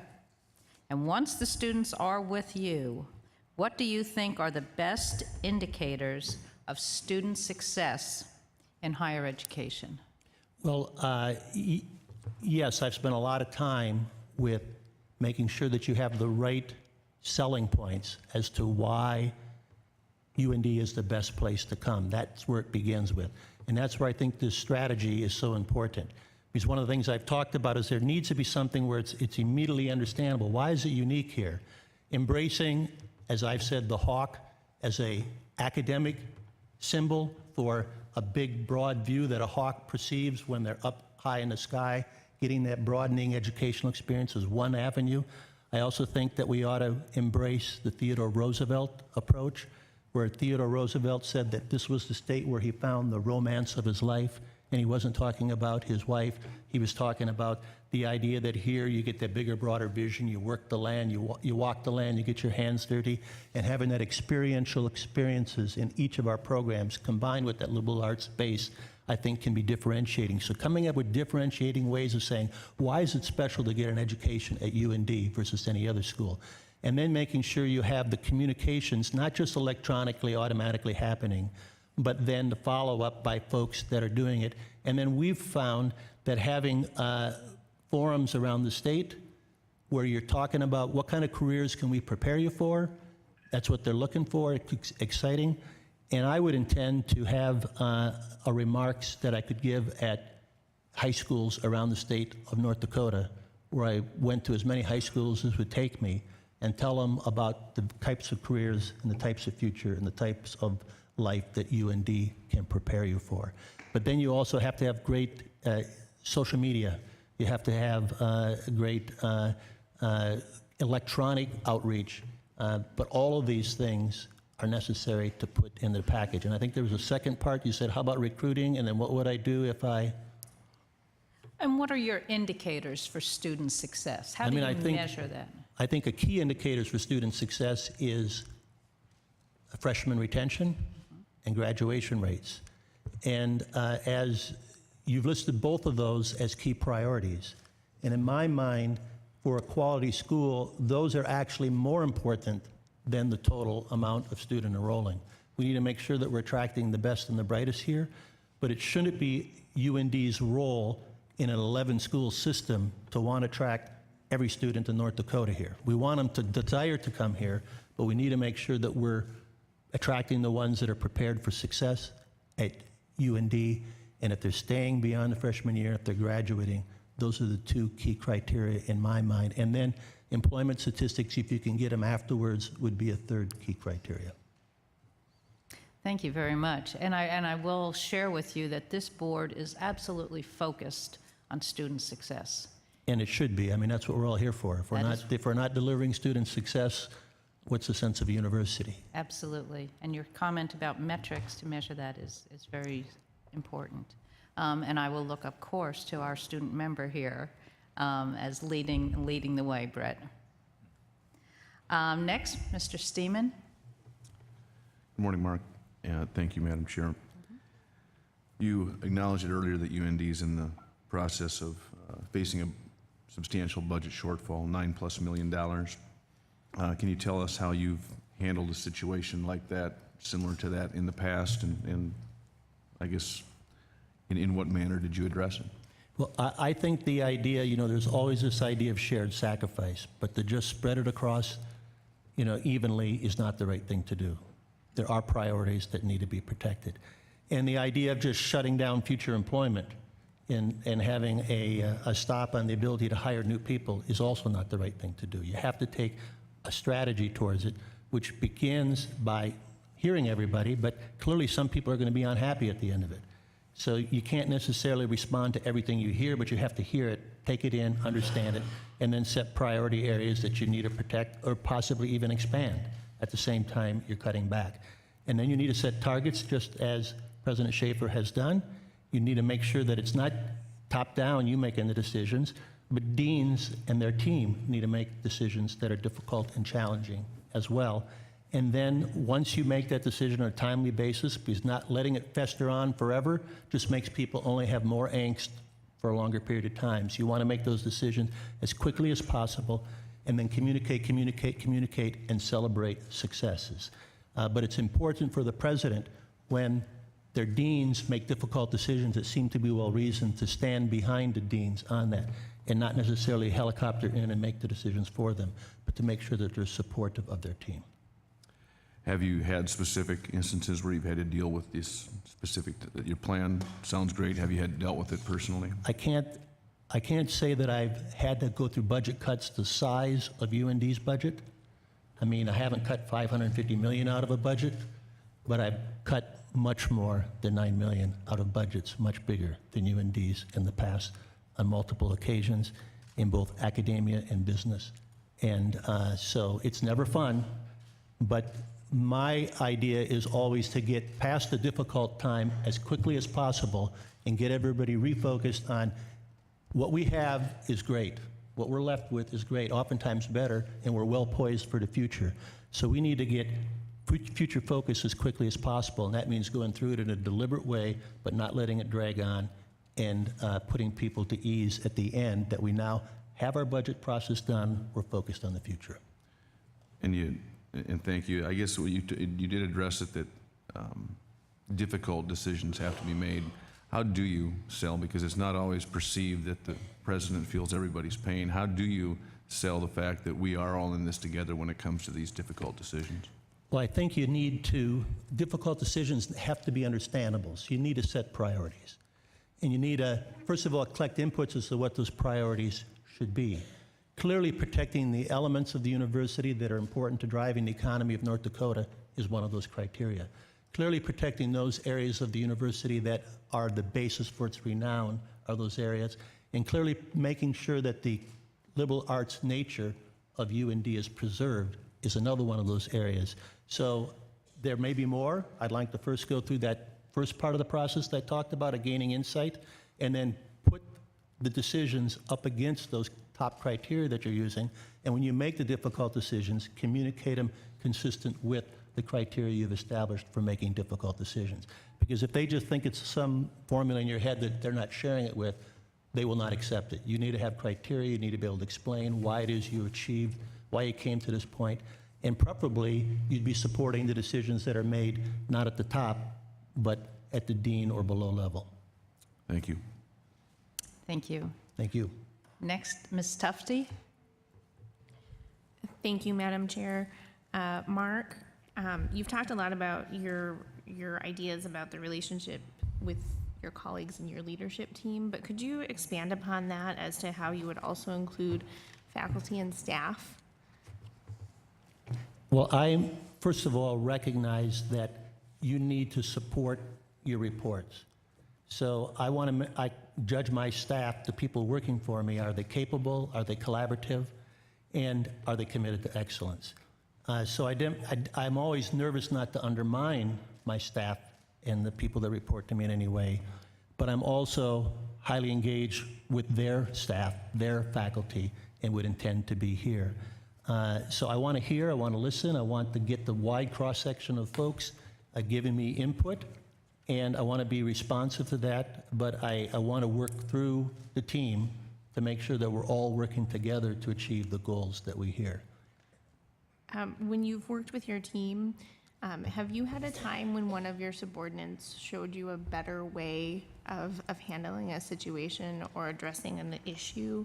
If so, could you give us an example? There are many times when my staff has given me a better way of addressing issues.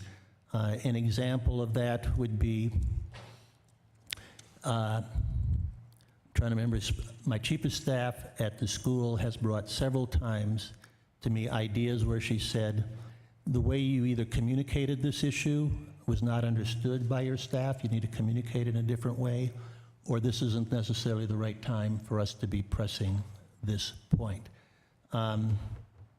But again, most of the time, they're bringing the solutions to me as opposed to me bringing the solutions to them as part of my management style. I'm not going to do their job. They need to do their job. And so it's the rare situation where I'm saying, this is what we're doing. I'm listening to what they're saying and giving them advice as to whether or not it should be altered. Thank you. Mark, thank you very much. I appreciate, the time and spent here. And now I'd like to just look to the board to give some thought to any follow-up questions. We do have a little bit of time left here. And perhaps this time we'll begin with Mr. Ness. Just somewhat of a follow-up on Emma's question here. Could you talk a little bit about your past experiences on visibility on campus and how you connect with the staff, faculty, and students? Well, the first thing I do is I wander the halls a lot. And when I first come into office, I go down to every open door and have a chat with them about something. So that is a regular part of my day. I realize that you got a big campus here, so I would hope to be able to do that in every department over time and just cycle through a different folks getting their reaction. But I also think that you need to also do some fun things every now and then, whether it be going out to a baseball game and being in a more relaxed environment where you can work with them. But listening to your folks, having a shared vision also helps with that camaraderie. Celebrating successes, celebrating those that are coming aboard and those that leave. I typically prefer people only leave for a promotion, but making sure that you're paying attention to the personal matters in their lives as well and being accommodative to special issues they have going on. But again, I am, let's just put it this way, I hate to bring up anything political because people say I'm too political even though it's an important part of this job. And, but at the end of a TV face-off with my candidate, they ask you to say one thing nice about your opponent. And when my opponent came to saying something nice about me, her response was, Mark is everywhere. If I came somewhere, he was just there, and he's coming back. And that is my approach. You will be sick and tired of seeing me around the campus because I will be spending very little time in my office. And I will not just be around the campus, I will be around the state. I love coffee shops. I'm considering writing a book on number 2 over easy.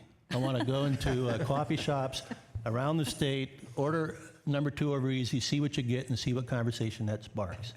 And so that's my idea of engagement. But just showing up where you're unexpected, and making yourself fully accessible. I enjoy being with people. I enjoy getting their input.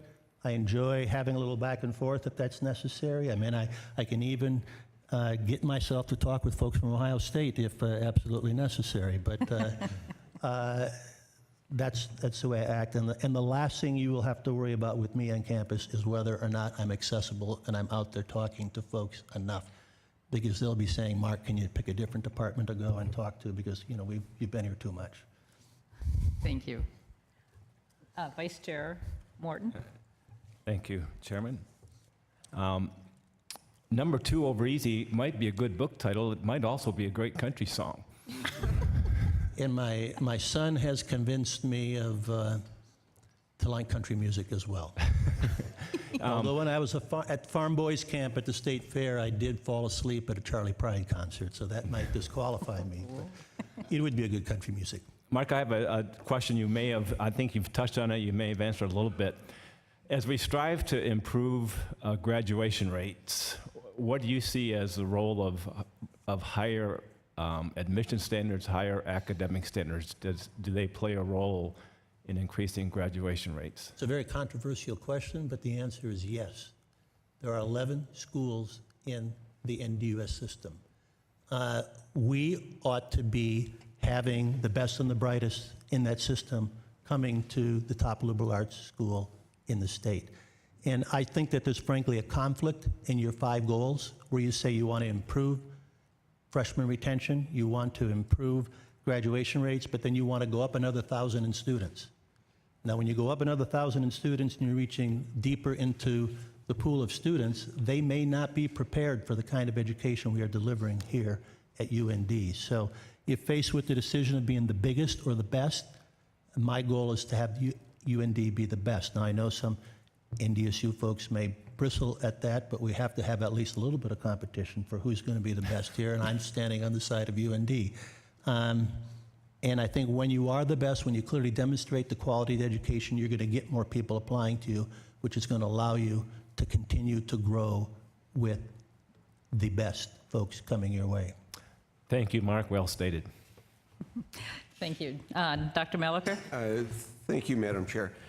You had talked earlier about the competitiveness between UND and NDSU, which, by the way, I think is very healthy. But in the research area, it seems with the amount of money that we have or do not have coming into North Dakota right now, we need to work closer together to maximize the use of those funds, because I think at both campuses we have some empty facilities that actually could be more productive. What do you see your role in developing that instead of having 2 research universities entirely out here and not working together to, again, maximize not only the funds, the time, but also the talent? Well, I believe that each ought to focus on what we're good at, and when we both have an interest in something, that we're collaborating together on that. Not try to duplicate everything you have at NDSU, but when you have something sensibly that you each have the same skill set to work together. So I'm going to be spending a lot of time working in a collaborative way. That's every fiber in my body. When you start out as one of 7 kids, you have no choice but to figure out how to collaborate, or you're not going to get what you want for dessert, or do your activity. It's just part of what I've had growing up. But the other important point is my son is U.S. Navy pilot, and I go to these small towns and small states where he's doing his training, and why do they have those bases there? It's one key answer. They have 2 U.S. senators in Mississippi. They have 2 U.S. senators in North Dakota. And so having a small state with 2 U.S. senators allows you to do well when it comes to making your case before federal bodies, because they have less priorities than California has. And I think working closely with our federal delegation is one of the things we need to do, but working closely to make sure we're reaching out to as many of the entities that are funding the research is something that's very important. So I would probably spend 20 to 30% of my time on just that, on driving the research agenda for UND and doing it in collaboration with NDSU and the overall system. Thank you. Mr. Johnson? Yes, Mark, looking over your resume and hearing the comments by Mr. Shaft, you're a fairly accomplished individual, but I'm curious what your biggest accomplishment is and how that'll prepare you for being president of the university. My biggest accomplishment, I always think my biggest accomplishment is having a wonderful wife and 4 kids. And when I hit my rocking chair, to be able to have people around me. So that's my biggest accomplishment. But I think when you think about what prepares you, this is a mixture of being an academic that has a passion for student learning and student success and discovery and research, but also it's a big organization that needs to be managed, and if it's not managed well, all that hurts. And you also have to have political. If you think of, for example, what's been a bit debilitating to the university over the last several years, it was a political issue that wasn't addressed, perhaps, maybe I'm not going to get into it, but you need political skills to address those issues. So this brings together the political success I've had, beating the 1 out of 100 odds of defeating a 4-term incumbent in a district as big, population-wise, as North Dakota, but not as urban as North Dakota, because my biggest town was Wilmer, which is half the size of Grand Forks. But it also includes being very successful in business, managing organization, and it also includes bringing my school from a little bit of turmoil into a very unified school that is recognized at the best at what we do. So I think it's those 3 accomplishments blended together and the ability to not just bring 1 skill set, but 3 skill sets that makes me ideally prepared to be the next president of the University of North Dakota. That and the fact that I actually like winter. Thank you. So do we. Dr. Murphy? I guess my follow-up will be, I think a really important element of any president of a major research university is vision. And I think part of that, the ability to accomplish that vision, is to effectively interact with donors, both small donors as well as large donors, and to have a vision of how to leverage a campaign to move forward the university. So could you speak just shortly about some of your thoughts on that element of the position? Well, first of all, I actually enjoy raising money, and I'm good at it. And you only raise money from successful people, so what's not fun about trying to help successful people fulfill their philanthropic goals? Now, the challenge you have is that the university has its priorities as to what they want to invest in, but each one of those big donors has their own priorities as to what they think is going to make them feel good about their contribution. So it's matching those 2 together is the big challenge that you need to do. You've got a great team here at the Alumni Association and Foundation. They say they're poised to begin a new campaign. I would prefer to keep that campaign from starting until we've done the strategic planning process, so that when we're raising money towards strategies that are important to the university, and that we have the messaging points that can communicate those in an exciting way to donors, and then go out and sell that. So in my current capacity, I probably spend 30% of my time raising money, and my guess is that I would spend at least that amount of time. Now, each of the deans are going to have to be doing a good job. I was just reading Hesham's report from his engineering school and all the money they've raised. So I'm supportive of the deans in that effort, supportive of the Alumni Association, but there is more that we can do, more we can raise, and it can transform the school, and it can be part of that exciting vision that once we get past this sort of cutting phase, budget cutting phase, that we can get excited about and energized about. Thank you. Board? With that, Mr. Kennedy, thank you very much. We truly appreciate your time and effort and the energy that you have put into this search and this process. And with that, I would like to ask you, if offered, are you prepared to accept the presidency of UND? Both Debbie and I would be excited to have me accept the presidency of the University of North Dakota. It would be an honor. We would be humbled by the honor. We would be very energetic. We'd be able to hit the ground running right away. And we're excited about the folks we've met and know that we can together make a great team to, again, make us all North Dakota proud. Thank you. Thank you. Now, do you have any questions for the board? I could have lots of questions, but the first question I would be having is, what continuing reservations do you have about me being the president that I can put to rest? Thank you. That's a fair question. Board, are there any additional questions? I believe if anybody has something that they haven't been able to pick up in these 45 minutes of questioning, are there any follow-up? Dr. Melliker? Probably one follow-up, and this is not an issue of mine, but it could be an issue relating to the faculty and the staff, and that is the terminal degree issue. And I think with your background and with your experience, you've addressed that. But how do you reduce some of that angst? Well, first of all, if you look at what is the role of the president, if you had a provost that didn't have a terminal degree, you'd have a lot of angst.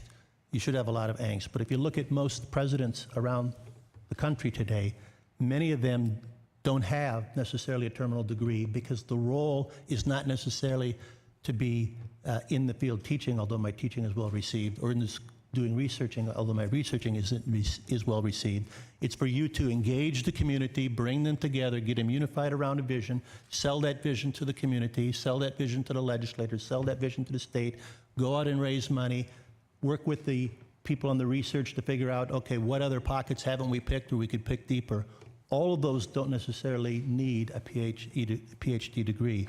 I've mentioned before, I'll mention again, that if you look at, again, but and that in no way, shape, or form diminishes PhD. I don't think you're being too fancy to put PhD beside your title. I think it's an honor that you ought to wear with courage, and we ought to be looking to attract the best PhDs we can get here. But if you look at the University of California, University of North Carolina, University of Oklahoma, Oklahoma State, and Purdue all have former political leaders that don't have a PhD leading them. And those are some of the biggest and most respected universities in the country. Thank you very much. I love PhDs. I was pleased to attract several good PhDs to my school, and we will honor their service and work very closely with them. Absolutely, thank you. Are there any follow-up questions? Seeing none, I would like to thank you very much, Mr. Kennedy. You've been very, very gracious. And at this point, for the board, we will take a short break and we'll reconvene at 10:15. Thank you.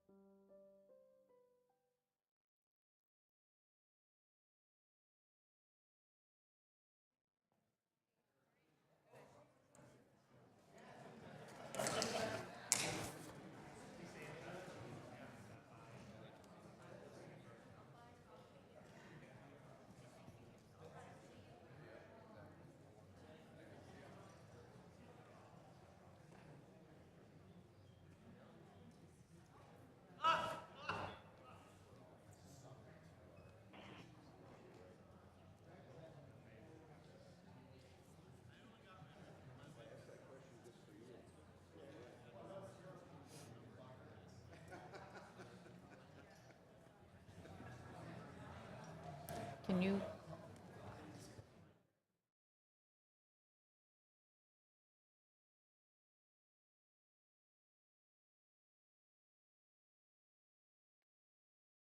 At this time, we will reconvene the meeting, and with that, I'd like to once again call on Mr. Schaaf to introduce our third and final candidate. Thank you, Madam President. Last but certainly not least, we have Dr. Nagi Naganathan before you. Dr. Nagi Naganathan, who prefers to be called Nagi, just so you know, is the current Dean of the College of Engineering at the University of Toledo, Ohio. This is a post he has held since 2003.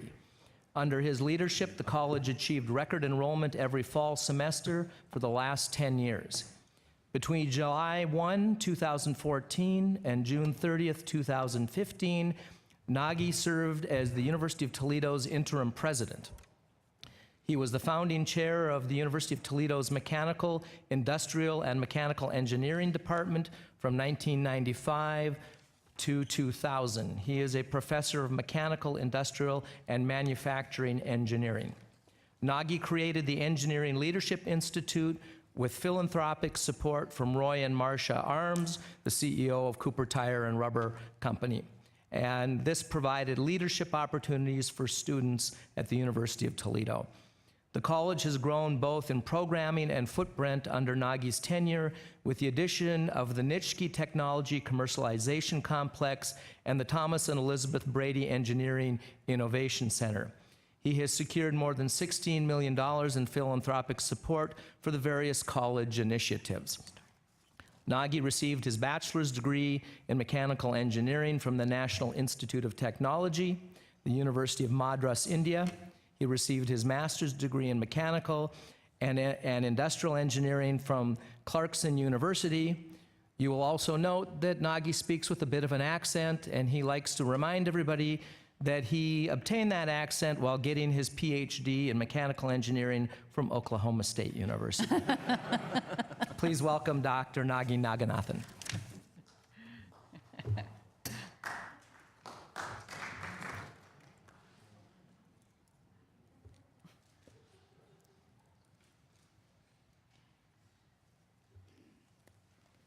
Good morning, everyone. Good morning. Dr. Naganathan, thank you so much for being here. This has been a long process through the search committee and now before the full board of the State Board of Higher Education. Thank you for joining us. Thank you for having me here. It's truly a great honor. Madam Chair, with your permission, I have a brief handout I would like to give to the people around this table. Absolutely. We can assist you with that with handing that out. If our Christy can give us a hand here, thank you very much. And as also, I'd like to ask and welcome you if you would like to begin with a few words yourself, possibly incorporating into that, how your background lends yourself to this position as a finalist for President of University of North Dakota. Good morning again. It's truly a great honor to be with all of you here today.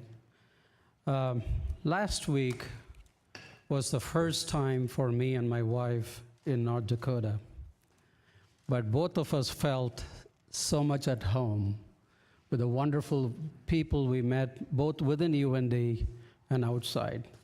And to the point when we were leaving, we felt as though we had been here many, many times before. So I want to thank President Schaefer and the members of the UND community for making it a wonderful visit for both me and my wife. As Grant mentioned, my accent does give me away. But then, while my southern accent is from Oklahoma, Dr. El Ravini's accent is from Texas. So you are already used to that one, right? Let me kind of talk about now the presidency of UND. And last week I spoke on what does my leadership mean for UND. Today I would like to talk about what does my UND presidency mean for the whole system. About 10 years ago, I hosted a former astronaut. This is Dr.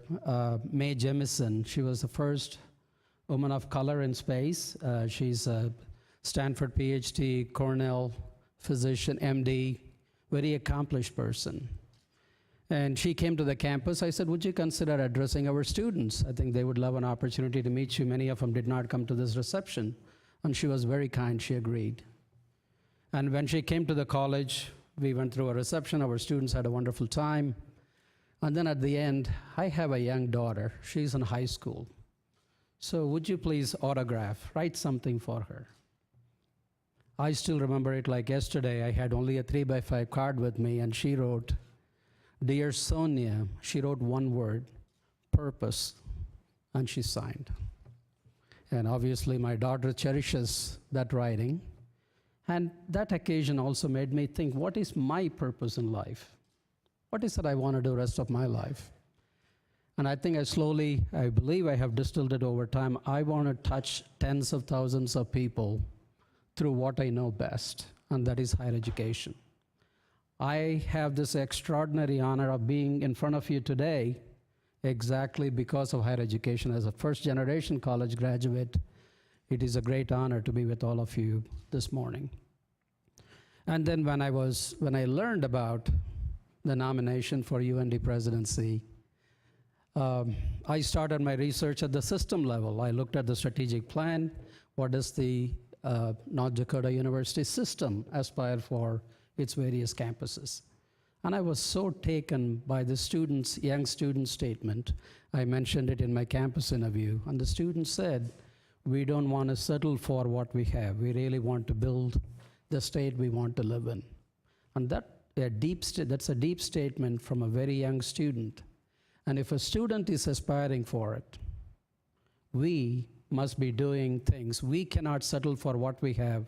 We should be aspiring for excellence.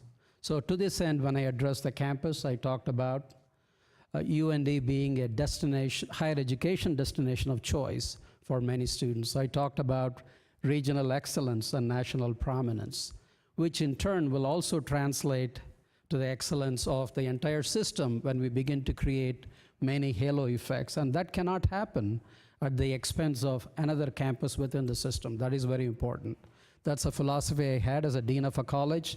I never thought the dean of another college was my competitor.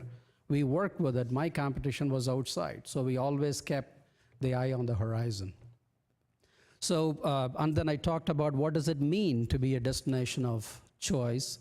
We talked about making a commitment to be an R1 doctoral university. That means you have accomplishments across teaching, scholarship, creative activity, engagement, as well as economic development. That should be achieved by a research university. I also talked about having accomplishments, both in STEM as well as in non-STEM areas. That is also required to be an R1 doctoral university.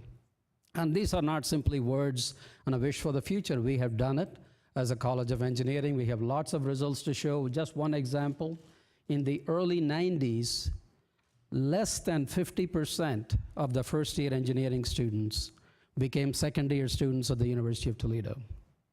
Today, about 85% is a very common retention number. And this is not, there is no magic bullet. It's a page full of things we did with a lot of people coming together. So to me, that is success as well. Not just the result, it is important, but also how people feel about it. Everybody can say they had something to do with it, whether it is retention, whether it is cooperative experience placements. We are only one of 8 colleges in the country to have a mandatory co-op for our students, which addresses their affordability issue, and the employers benefit. We started with 200 employers. Today we have 2,000 employers. That is a network for the College of Engineering. So there are many ways you can create value for all the stakeholders. So what do I bring to UND and the North Dakota University system? I bring 30 years of experience as a teacher, a researcher.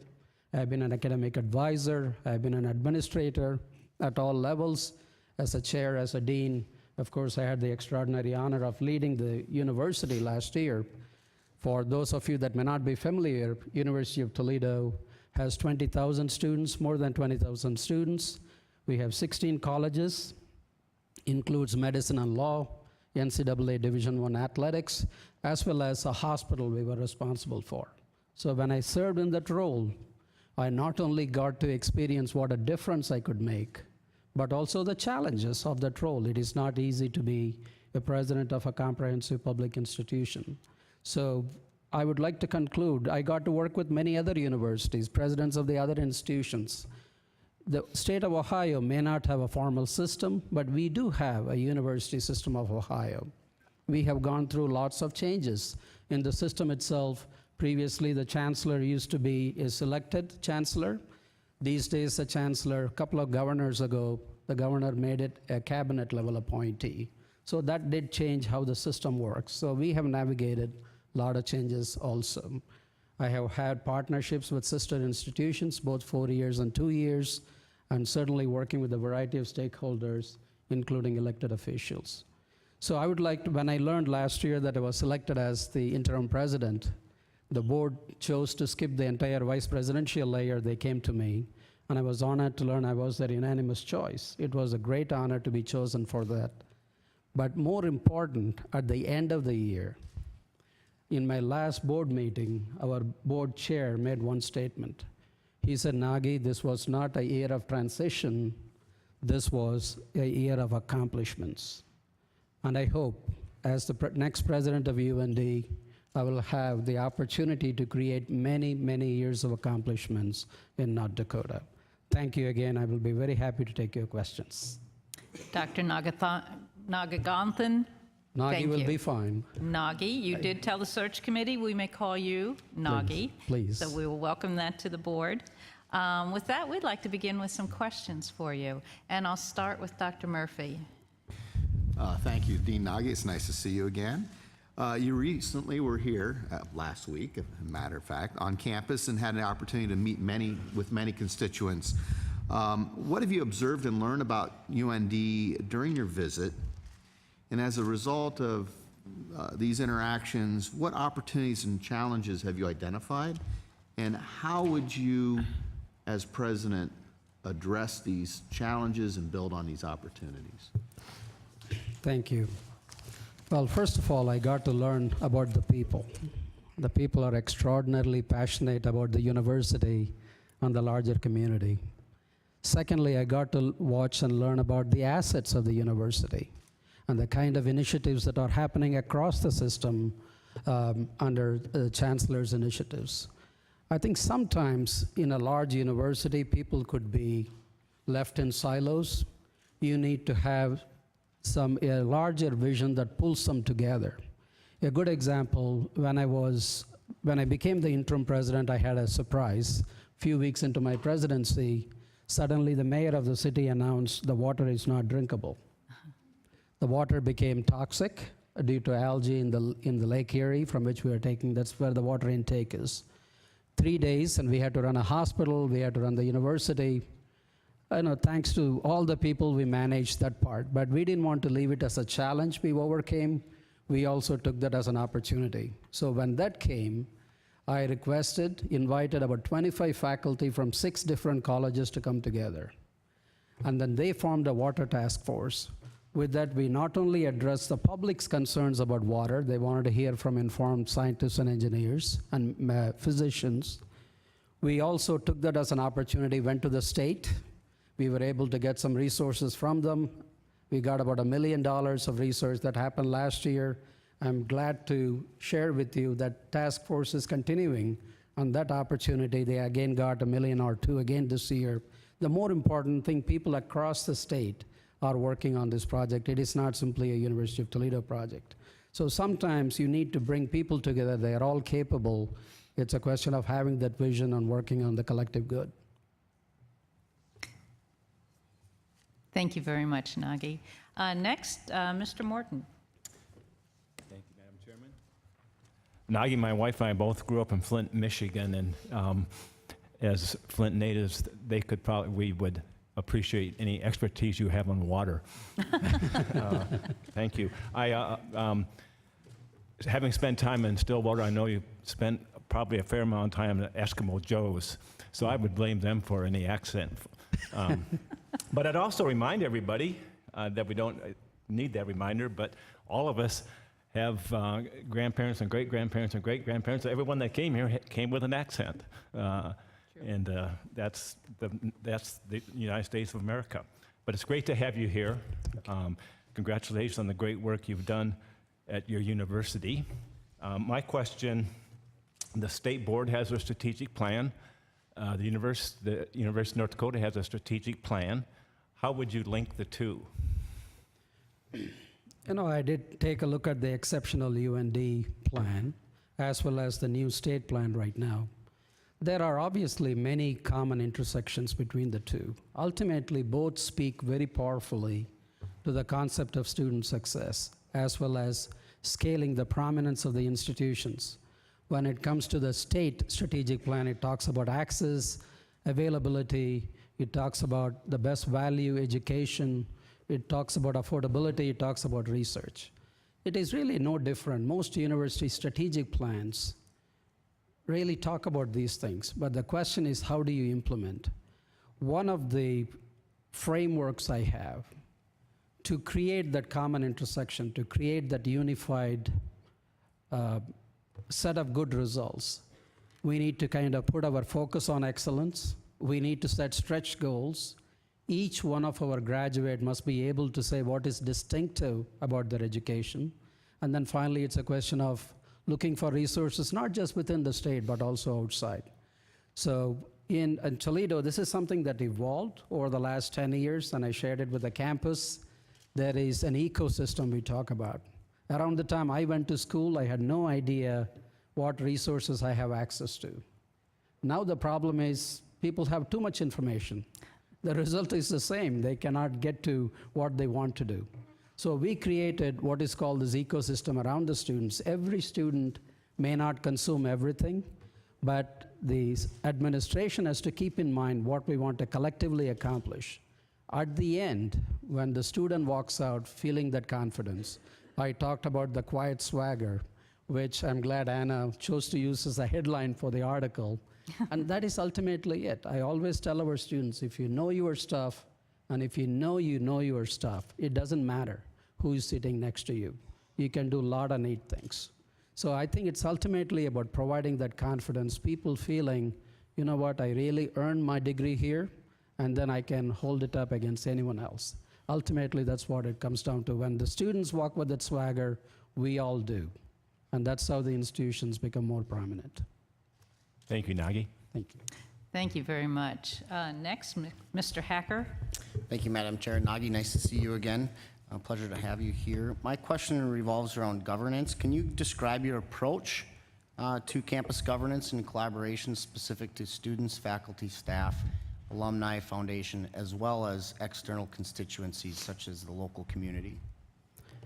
First of all, you start by recognizing you have this larger set of stakeholders and there are only 24 hours, but you have to be effective in your engagement.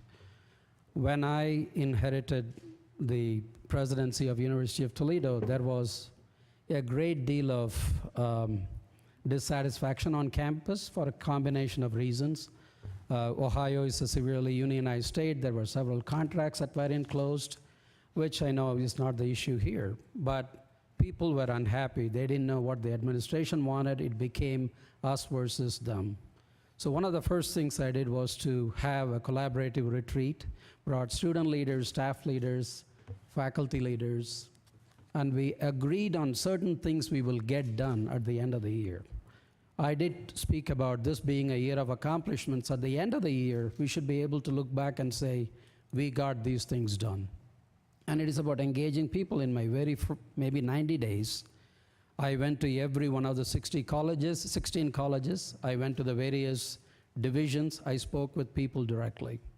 I started a program called Walk with the President. It is really President walking with the students, wherein it was an informal occasion for students to share their concerns and any other things that they didn't feel comfortable bringing up in other occasions. So it was really a question of engagement. I went on national tour, met with alumni, and we felt even though if it is an interim administration, we should not stop our fundraising efforts. We set a nominal goal. Being an interim administration, we exceeded that goal. So it's a question of people knowing that this president truly cares about his or her connection to the people of the institution and believe in them They are the ones that are going to produce the results. Anything further? Okay, thank you. Dr. Melliker? Madam Chair and Dr. Nagy, correct? Nagi will be fine. Okay. As I was reading some of the background comments that you've had over the past couple of weeks, one that stuck in my craw that I thought was very important was you had said that in your recruitment of students, you are actually recruiting graduates, not freshmen. Right. And that's a real compliment. Thank you. My question revolves around legislative experience, and I think you touched on a little bit of that earlier, but what do you believe to be the university's role during a legislative session, and how would you link it to the state board initiatives and the strategic plan? You do it both by intent and by action. Very often, first of all, I have had about 20 years of experience. I was fortunate to have a mentor when I became a department chair who talked to me about the importance of being connected with an elected official. So I was very fortunate that I was brought in that early. Since then, that has continued as a dean, as well as certainly last year, I had many specific opportunities to work directly with the legislature. So I will talk a little bit about 2 or 3 experiences I had last year. One was this water task force. I went to the governor's office along with some of the researchers. Ultimately, the chancellor of the university system did invite one of the Toledo faculty member to be a co-chair of the statewide task force because it was not an activity only in Toledo. So that was with the office of the governor and chancellor, who is an appointee in the governor's cabinet. We had a bit of a surprise when after we had identified the fiscal year 16 budget, the General Assembly decided we are not going to increase the tuition, which we had planned to increase by 2%. So instead of simply going at it individually, I worked with the other university presidents, and we were able to make a case to the state. They still insisted you cannot increase the tuition, but we were able to engage with key officials. Thanks to their support, they did come back and provide funding for all the universities, not just the University of Toledo. There are things we did both personally as well as a group of presidents. In my case, the chair of the education subcommittee in the Senate is from a neighboring county. I had gotten to know him over the last few years. And so I was able to connect with him and made a pitch to him. I invited the Senate president to come and be our commencement speaker. So these were all opportunities for them to look beyond that piece of paper on the initiative. Another initiative was we have an outstanding researcher in human trafficking, and that's a big issue in Ohio. So I went to the governor's office. I was able to convince them to make Toledo as the research hub of that important social problem. In this case, it wasn't asking for money, but their support, because to me, now we can work with other players to make it more successful. So there are many, many examples I have been through, certainly with Congress. I worked with our congresswoman very closely for the last 20 years. I worked with our senators. Just 2 weeks ago, I had a national panel. Senator Portman, I coordinated in Washington, D.C. Senator Portman was going to speak there, but his hearing schedule didn't allow it, so his health advisor spoke. This is on a new initiative, health engineering, across health and engineering, what is it we can do in terms of new population health. But one of the important things we must do when the legislature in session, particularly given the biennial legislature, don't go there only when you have a problem. Take that as an opportunity to let them know all the wonderful things our students, faculty, and staff are doing. I am actually working on an initiative to train some of our leading researchers on how to speak to the media, how to give testimonies, so that you get to go and tell the good things that are going on. Don't only go there when there is a problem and you are trying to mitigate something. So I think that is very important, particularly when the legislature is meeting only for 4 months. You want to go and optimize that time so that they know all the good things going on, not just the problems they have to deal with in those 2, 3, 4 months. Very similar to North Dakota system. Well, in Ohio, of course, they meet throughout the year, but I was more speaking about North Dakota, about the 4 months and the biennial legislature. Oh, okay. Thank you. And by the way, going back to the first statement you made, the credit goes to one of my colleagues who coined that phrase, we recruit a graduating class, not a freshman class. And that allows us to really keep our eye on the ball in terms of what we need to do for our students. Well, thank you. An excellent quote. Thank you. That really is. Thank you, Nagy. Next, Mr. Ness. Good morning, Dr. Nagy. State Board of Higher Education has a unified system of higher education in North Dakota. Describe how you see UND collaborating with the 10 other institutions within NDUS. First of all, I think that collaboration is needed not because we are part of the system. I think collaboration is good, period. You don't need a set of rules and regulations for you to collaborate. When you have other institutions with the same objective of educating students, making them successful, and helping the state, you do want to partner, which we do extensively in Ohio. There are some state-guided processes. We do that. For example, a few years ago, former Governor Taft, managed to get the ballot issue passed about a $2 billion Third Frontier Initiative on research, and we were required to work with other universities as part of the process, as well as industries. Now, but there are many initiatives I have done, for example, with the community colleges. I will give you one example. North Dakota has a similar issue, even though Ohio is a smaller state. There are students that cannot relocate from their hometown. So we worked with a community college in the northeast side. This is Lorain County Community College. We have an on-site computer science and engineering program there. So students can earn a 4-year degree without leaving their hometown in Lorain County. So I kind of inherited the framework in 2000, started implementing. I'm happy to say we executed a 10-year agreement in 2006. We are getting ready to sign another 10-year agreement because they are so happy with the value it is bringing to Lorain County residents. The advantage, it also helps them. They teach all the gen ed courses, so they get to have good enrollment on their campus. They are able to meet their mission, while we come in and teach the upper division classes. We teach them by distance learning. I also have 3 faculty that are on the ground there to work with the students directly. So this is one example that they hold it up as their flagship program, and we are able to track every student that graduated from this program and how successful they are in their professional careers. So those students would not have moved out of that county in this particular case. I always tell my friends, you don't need a New Year resolution to tell the truth. So to collaborate, you don't have to have a set of rules. You do it because it's a value system. It's the right thing to do. As I say, the rising tide lifts all boats, and that's going to be helpful for the entire state. If one university's enrollment is going to grow at the expense of another university, you are not doing ourselves a favor. It's a matter of time. The world is a balloon. It catches up with you. Thank you. Well said. Thank you, Nagy. Next, Mr. Johnson. Thank you, Madam Chair. Dr. Nagy, 2-part question here. What is your experience with mentoring and motivating students? And then second part, as president, how would you interact and communicate with them?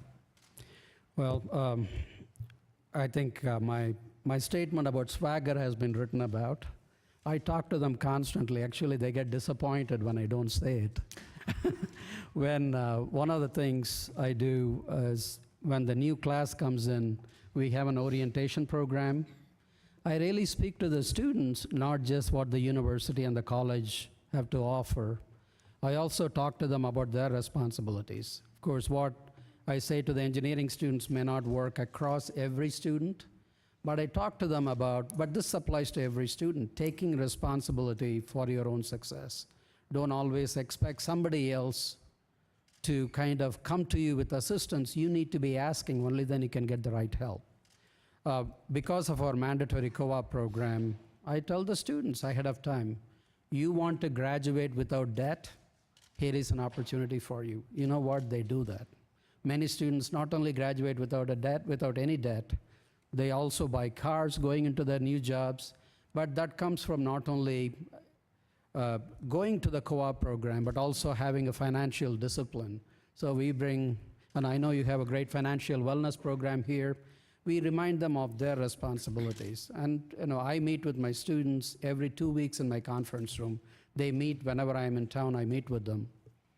I talk to them, if there is a problem, let me know early on in the semester. Don't wait until the end of the semester. Certainly the walk with the president is another way I did it at a university in a comprehensive institution. I was very pleasantly surprised how effective the students thought it was, because it was an opportunity to connect with them directly. They know I have an open door policy. When I am there, they can come to me. But I also remind them, when you have a problem, you have to learn to speak about it correctly. If you state it incorrectly, then you don't get a solution either. So I remind them of their responsibilities and what our responsibilities are. And just to let you know, we have the Engineering Leadership Institute that Grant talked about. The only common time we could find was 6:30 in the morning on a Tuesday. So they met this morning, and I wasn't there. So it's about directly connecting with them and learning about what the real needs are. All right, thank you, Nagi. Thank you very much. The next question, Nagi, is from our one board member who could not be here, Carrie Reichert. So I would like to share this question with you. And I'll begin by telling you how focused this board is to student success. And with that in mind, managing enrollment will be a key challenge for the next president. What have been your experiences in this area? And once the students are with you, what do you think are the best indicators of student success in higher education? Very good question. First of all, in terms of enrollment management, one of the things I already said, if the enrollment of one institution grows at the expense of another institution, that is not good for a system. Doesn't matter if you have a formal system or not. In our case, in 2002, 2003, our enrollment was getting weak. It took me 2 years to convince the senior administration of the university at the time. I said, we want to own the recruitment in the college. This is from a college perspective, of course. And finally, they agreed. So what we did, we decided to recruit for engineering, not by just going and saying how great is Toledo engineering. Instead, we really took a service to the profession approach. Our recruiters go into 150 to 200 high schools each year. We meet 12 to 15,000 students face to face. Again, because they get a basket full of information from various universities, they just don't know how to sift through all these things. So what we did, we go there, we talk to them about the profession of engineering, how engineering is about quality of life, not necessarily making the next smartphone. And then we, of course, talk at the end about University of Toledo College of Engineering. The interesting thing, they came back the first year and they said, well, 70% of those students we are meeting are not interested in science or engineering. Should we still continue this? I said it is all the more reason to continue, because that 70% is going to work with this 30%. And what a great opportunity to let them know ahead of time what this profession is all about. So you do some direct outreach. Enrollment management, as a matter of fact, our university is going through a big process. I'm co-chairing one of the academic programs strategy committee right now. Now we are looking at, there are national trends, and you could talk about national trends, accept it as a problem and sit, or you can say it is a problem, what is the solution? If you look at, for example, this is not much of a challenge in North Dakota. I'm sure they are working hard to keep the enrollment in the College of Law. This is a big issue for us in Ohio and other places. Same way with the College of Education. So there are national trends you want to be cognizant of, but you have to be proactive. One of the things we did, in management, you want to be proactive. Good example, when the oil price was escalating, the government of Saudi Arabia sent a lot of students all over the world for education. And I think we have maybe 600 students from Saudi Arabia at the university, half of them in engineering, 60% in engineering. Obviously, it helped our enrollment, but I knew that price is unlikely to be sustainable. So what we did, we stepped up our efforts to interact with community colleges. We have a transfer specialist who actively works with other Ohio community colleges. So in enrollment management, you need to be really proactive, not just be reactive all the time. Then it becomes very difficult. In the process, you again, because you are not stressed, you are able to find new opportunities that you would not have thought of otherwise. You also want to look at the mission of the institution, be congruent with that. What is that you want to do? My belief is there are many capable students. Life has been very good to me. I'm very grateful. But I know with some pointed mentorship at some key points in my life, I could have done even better. I don't know what that better is, but I know there is always something better. So I think that is the issue. In management, you want to be proactive. You want to look at, again, the systems strategic plan talks about availability of courses anywhere, anytime. Distance learning, it is not easy to be effective. Both the faculty and the students have to have certain kind of attributes to be successful in distance learning. So you just cannot create programs and assume it is going to be successful. You need to have tracking. For example, we have selective admission in engineering, but we don't assume the students are going to be successful. Going with what you captured, recruiting a graduating class, we bring those students. In our enrollment growth, we have grown about 50% in the college last 10 years. That is not just by recruitment, it is by retention. And for one example is we form freshman interest groups. Every 10 students coming in will have identical block scheduling. And then we have peer mentors that work with them, make sure they don't think first 3 weeks of college is too easy, I don't have to study here. We work with them throughout their first and second semesters, so that we pay a lot of attention to first to second year retention. So it is not just from recruitment, also from recruitment and retention that should make it happen. Thank you, Nagy, very much. Next, I'd go to Mr. Steeman. Madam Chair, Nagy, thank you for being here. Will Kasich win the primary today or not? I was just curious. It's okay, you don't even have to answer that. By the way, thank you for the comment that you made to your students about being responsible for your own success. I think that's great. Certain things stick with you, and that's certainly one that has. Locally, UND is in the midst of a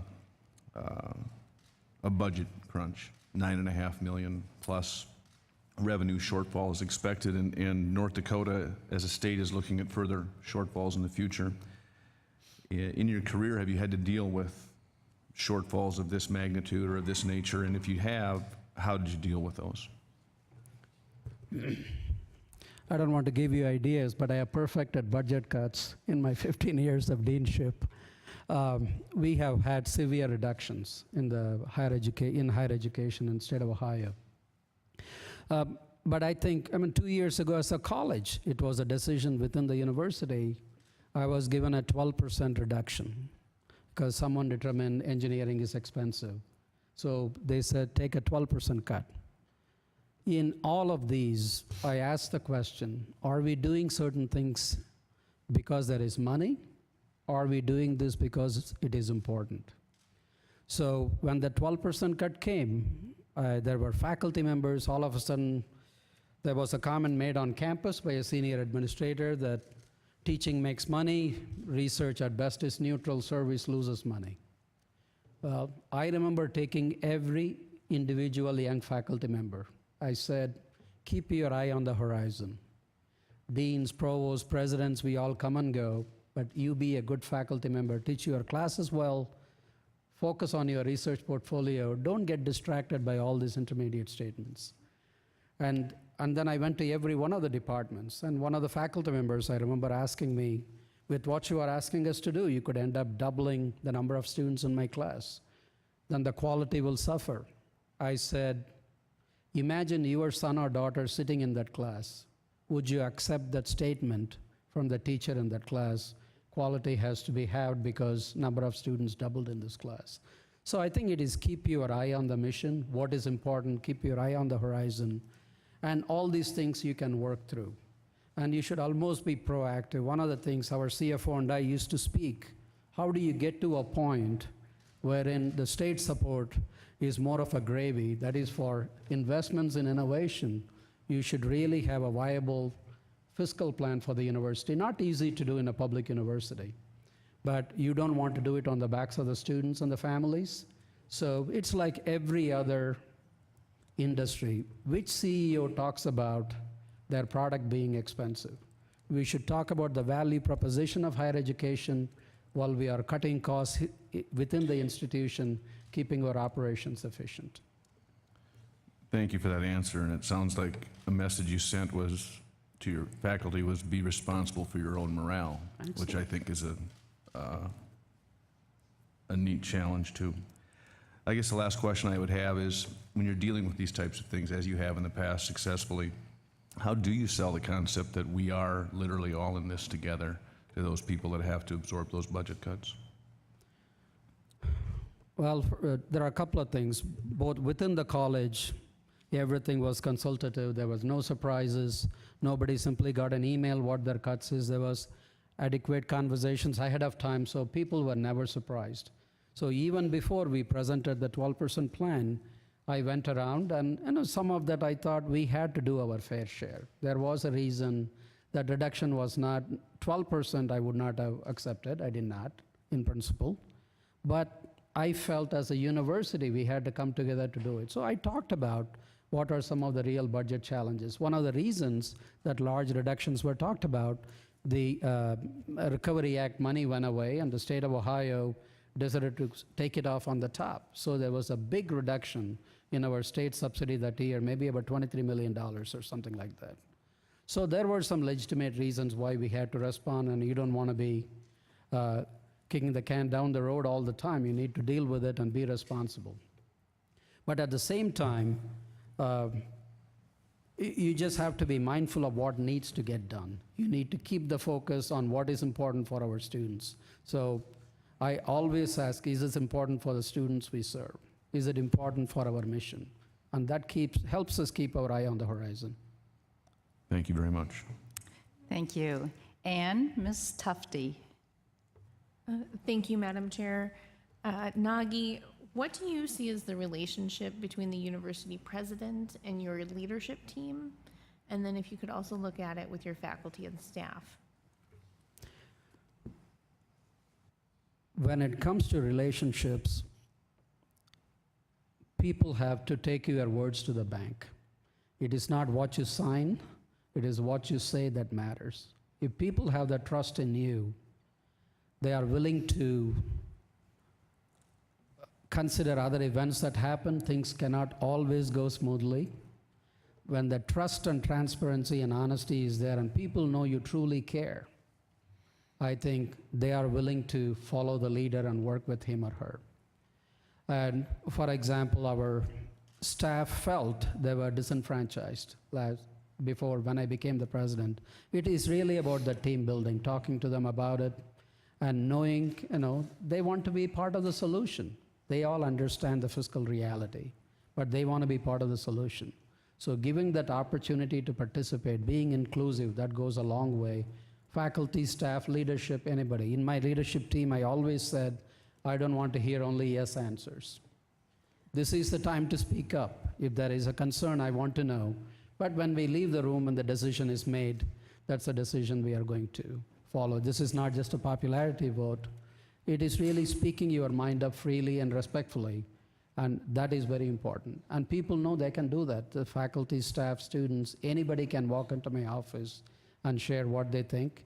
Even in the president's office, I went to them more so to make it easier because I knew I was there for only 1 year. But when I am there and available, they could do the same. Let me tell you how life's simple instances shape you.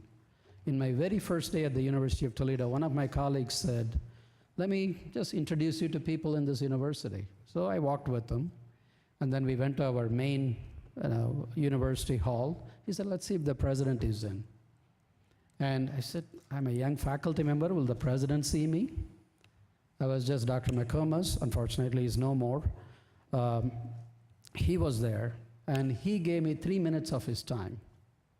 I still remember it today, after 30 years. I know how much it meant to me. He said good things about the university, but he said, Nagi, if you are willing to work hard, a lot of good things will happen. So I think that affirmation and that honesty and trust and transparency in the conversations go a long way. When something happens and they are not sure, how can this be? They are able to give that benign intent consideration, even when things don't go well. Just as a follow-up, you touched on it a little bit, but could you tell us about a time when you were given a better opportunity or a solution from one of the people working in your team? I'm thinking of last year. This was one of the difficult challenges I inherited in the office of the interim president. Was a Title IX issue that had been applied, that had come about before my time, but became public during my time because the victim in this case chose to share her story with the newspaper, and obviously the whole issue was new to me. I remember bringing a whole bunch of people, not just my vice presidents. I also brought the police chief, the counselor, many people around the table. I said, all right, just educate me on what has happened here. I will admit, in general, my first solution is not to open an office, put a staff member or a faculty member in charge, and hoping somehow they will solve the problem. But I remember the police chief speaking very vigorously for the need for a Title IX officer on campus. Meanwhile, other things happened. So I listened actively to that one, and of course this got into the media. Some of my most challenging media interviews happened at that time. And everybody wanted a quick response from me. As much as the mascot of my alma mater is a cowboy, you do not shoot from the hips. So I told them, no, we are going to take a deeper look into our organization. We need a systemic solution, because if this has happened and people are not satisfied with the process, that means our processes are not good. So we brought in a very informed, very knowledgeable expert into this area. We redid our entire Title IX process, reorganized the whole thing so that it was clear to the students and to the campus in terms of what needs to get done. So did I go into that problem with that thinking? No. But when I got advice from these people, even the victim at the end said, this is a move in the right direction. And our new president has made these things even better. So she has done a great job. All right, Nagi, thank you very much. And with that, I would like to go to our vice chair for one follow-up question. Thank you, Madam Chair.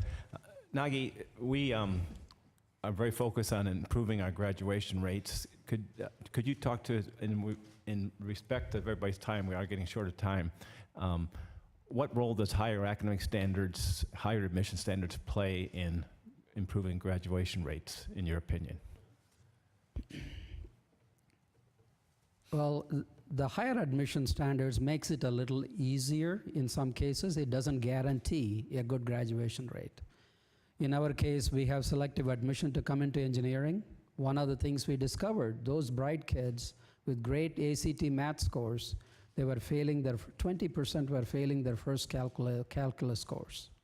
That's the reason we went into some intrusive advising and really brought it back to a better point. So does it help? In general, those are brighter students, but don't assume they will automatically become successful. Also, the corollary, we also found there are students with some minimal deficiencies, you should not deprive them of the opportunity. For example, we do admit, even with selective admission, students with some math deficiencies, and we created a special class. And you know what? The retention and graduation of that cohort is even superior to the other side. So there are different ways to achieve this end game. You need to look at it in different colleges, but getting them engaged, letting them know they are responsible and they are going to do so much better.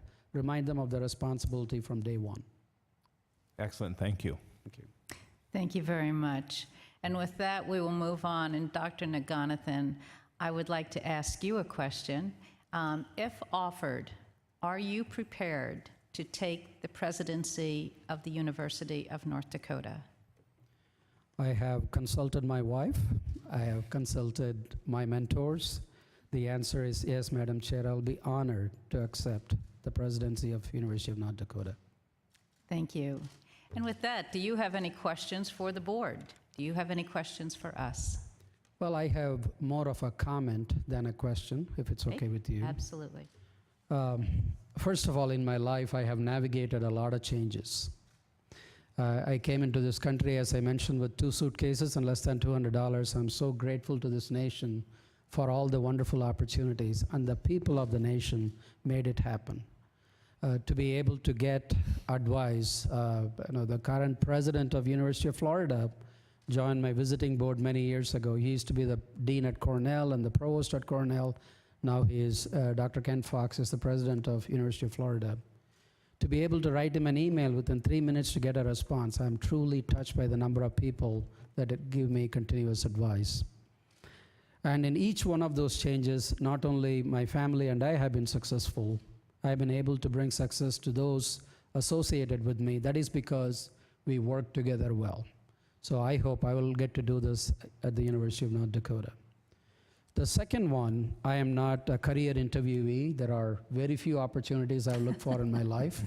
The change came to me. I didn't have to go looking for changes in my 30 years in Ohio. But the presidency search is like reading a book. Somebody suggests a title, you take a look at it, you pick up the book, the cover looks interesting, you open the book, you read the first chapter, sometimes you put it down, sometimes you continue reading. But this book is different. This book does not have the last chapter.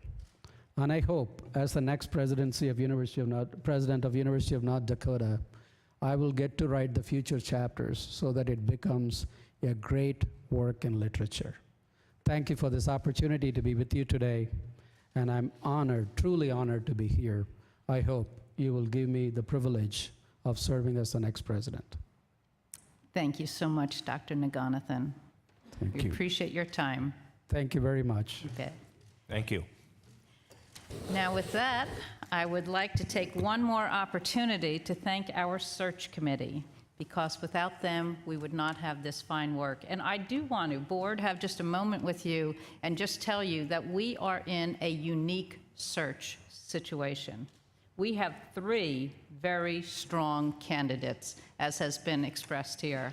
And I congratulate the search committee. Once again, I would like to thank Dr. Elrawini and Mr. Shaft. I'd like to thank my fellow search committee members and Mr. Hacker, Dr. Haggerott, Dr. Scogan, and I see joining us in the room, Linda, if you'd stand up for a moment. I know I saw Sherry. There's Sherry. Is there anybody? Matt? Once again, if you'd stand up and join. These were our search. Are there any other search committee members present?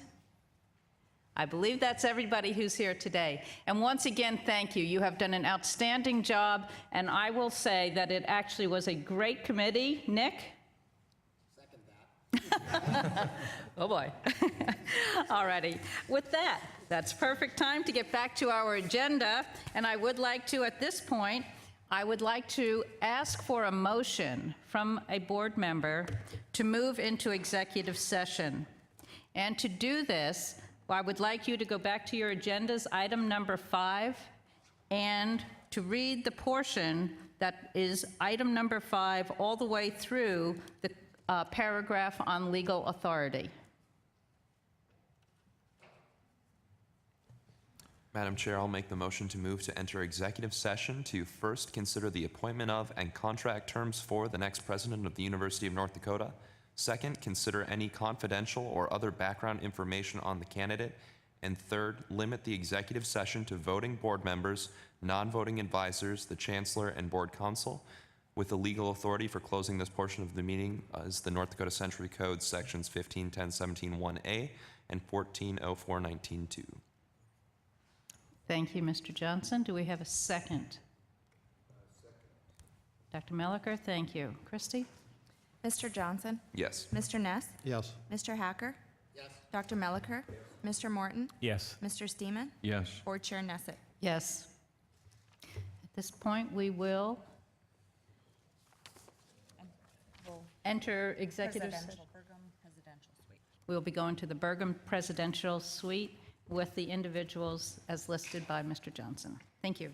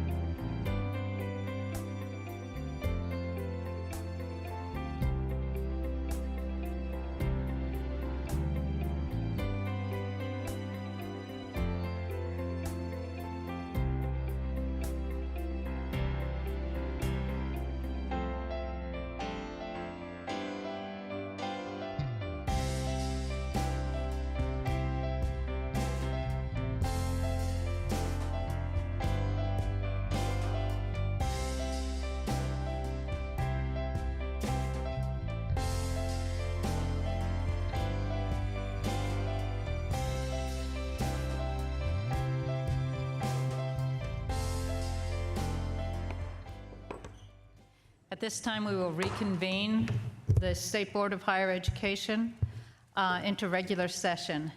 Board, I would like to just take a moment to thank you very much for the time and the diligence and the hard work that we have put in. We have spent 2 hours, and that time was necessary because we have 3 excellent candidates for this position of President of the University of North Dakota. I congratulate again the search committee, but I want to say thank you to the board for your professionalism in executive session. With that, I will say that the University of North Dakota is the winner here, and by doing so, the students win as well. So we are doing our job, and we will then, at this point, I would like to ask for a motion to act upon the decisions made in executive session. Madam Chair, I move to offer the position of the University of North Dakota President to Mr. Mark Kennedy, contingent on successful negotiation by the board chair or designee. Thank you. May I have a second? Second. Dr. Malacher, thank you. Christy? Mr. Johnson? Yes. Dr. Malacher? Yes. Mr. Hacker? Yes. Mr. Morton? Yes. Mr. Ness? Yes. Mr. Steeman? Yes. Board Chair Nesset? Yes. At this point, I would like to take a short recess so that the board can enjoy a short lunch. Then we will come back. We will congratulate our, pardon me? What time? It is 1:30 right now. We will reconvene at 2 o'clock. We will reconvene at 2 o'clock with board business. Thank you very much. I want to get back, you back to Tioga.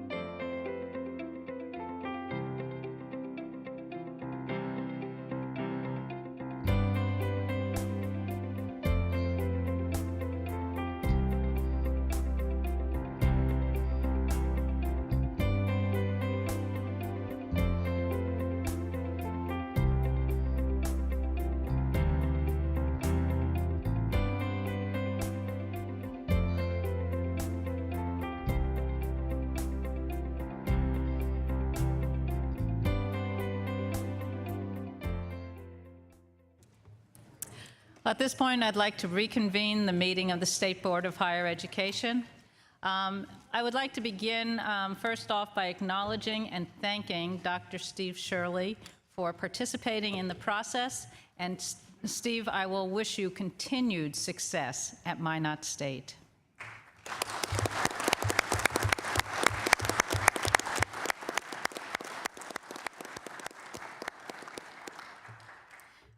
Interim President Schaefer, I wish you continued success in the coming months here at UND, and thank you so much for your service at this university.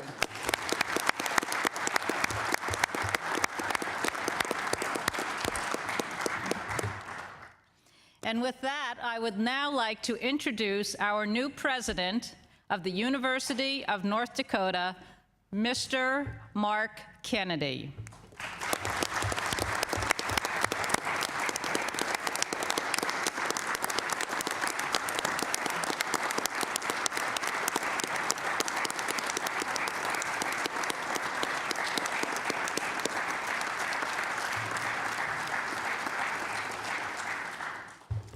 Kennedy, if you would have a few words for us, and then following that, we will stay in session, but there will be a room down the end of the hall for press to join you.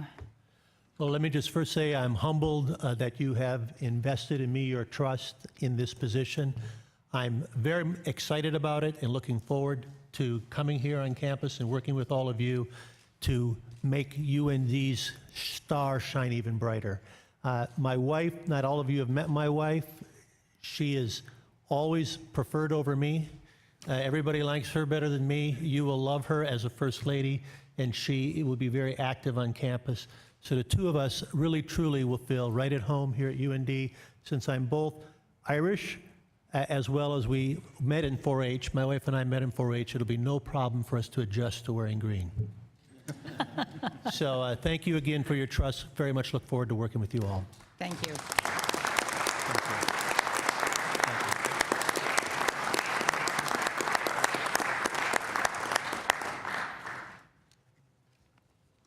At this point, the board will continue with our session. Next on the agenda, I will call on our chancellor for the chancellor's report. Thank you, Madam Chairman. Given that we've, Chancellor? I believe we're doing the chancellor's report and then items 16 to 22 Okay. Immediately before board business. Great. Thank you. Thank you, though, Mr. It's just, I've been in search committees with him so much, he's heard me talk enough for a while, but you get to hear a little bit more now. So, well, I'll be very brief. A lot of things going on, as people know. The Chancellor's Cabinet is doing tremendous work. The President's leading really important studies, and we went through that in great detail, and that progress continues, and we'll periodically give you updates, but we'll spare you the details. But the key thing is the presidential goal review process with Member Ness and President Mason. We've been working on that, and again, the goal is trying to balance the HLC and my statutory authority through policy to do that all myself, which currently is how it is situated. And the lawyers are looking at it. Unfortunately, one of the lawyers was ill the last couple of days, so we haven't been able to get a final opinion. So, so we've still got a couple months to sort that out, and so we'll get back to you on that. With regard to President's goals, there was a question about the various events we're having that are crucial to inform their goals, and so the presidents are going to be working their goals, as they always are, but then on the 23rd of May, they will have, rough drafts of them, in their mind and paper, but on the 23rd of May, the retreat, the Envision 2030, they'll be able to incorporate, and the goal is to have close to maybe 95% of their goals for their campuses themselves set up so that when we do the retreat in June, you can just about know that's what they've got going. You'll be able to hear about that. But then given the budget environment's so dynamic, we've left a little latitude depending on what may happen. But we're moving forward on all those things, and those different points for stakeholders will be able to inform the presidents on the margins. We don't expect radical changes. And that is, I think, all I would have at this point. And I would then turn it over to Tammy to give us just a little bit of a reminder on various allotment milestones. I want to thank all the presidents and campuses for some really good work, and for Ed Schaefer too. Really, UND's had an even tighter situation than most other campuses, and I just want to thank you for your incredibly positive leadership on, tough decisions you're making. So, all right. Okay. Thank you, Chancellor, Chair Nessa, and members of the board. We have received allotment plans from all of the institutions. They all, came in. They, each one, as you could expect, varies a little bit. They've got varying approaches to the plans so that they fit their campus needs and their campus services and programs. So, and those will be an ongoing issue. We'll continue to monitor those. I expect we'll be doing some additional reporting going on into the future as to, because they are only plans and things may change. As events occur at the institutions, things may change. So we'll keep following up with the institutions and get updated reports as the budget process goes forward. And the next step, of course, continuing on in this, is the biennial budget process. We're just beginning that. We expect in April that we'll hear from the governor and have the budget guidelines into which we'll have to meld some of the changes that were built in these budget allotment guidelines. And really, that's all I have to report. Thank you very much, Tammy. Excuse me, Chancellor. Yep. Linda Dahlman is leading our Envision 2030. I won't steal her thunder except to say it is really catching on. We've had incredible outpouring of interest, such that we may have to move the venue depending on the number of people.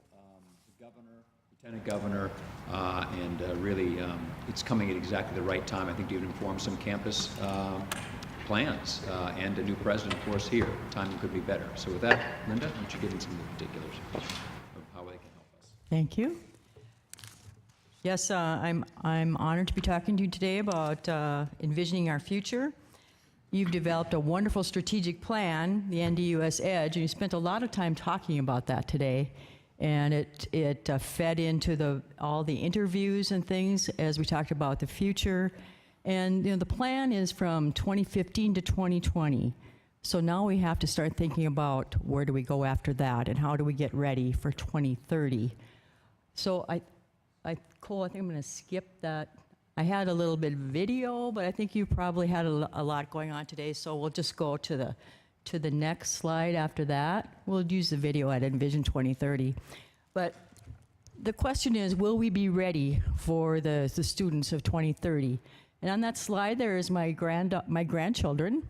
Ava, who's 3, she'll turn 4 on April 1st, and Hunter, who just turned 5 in December.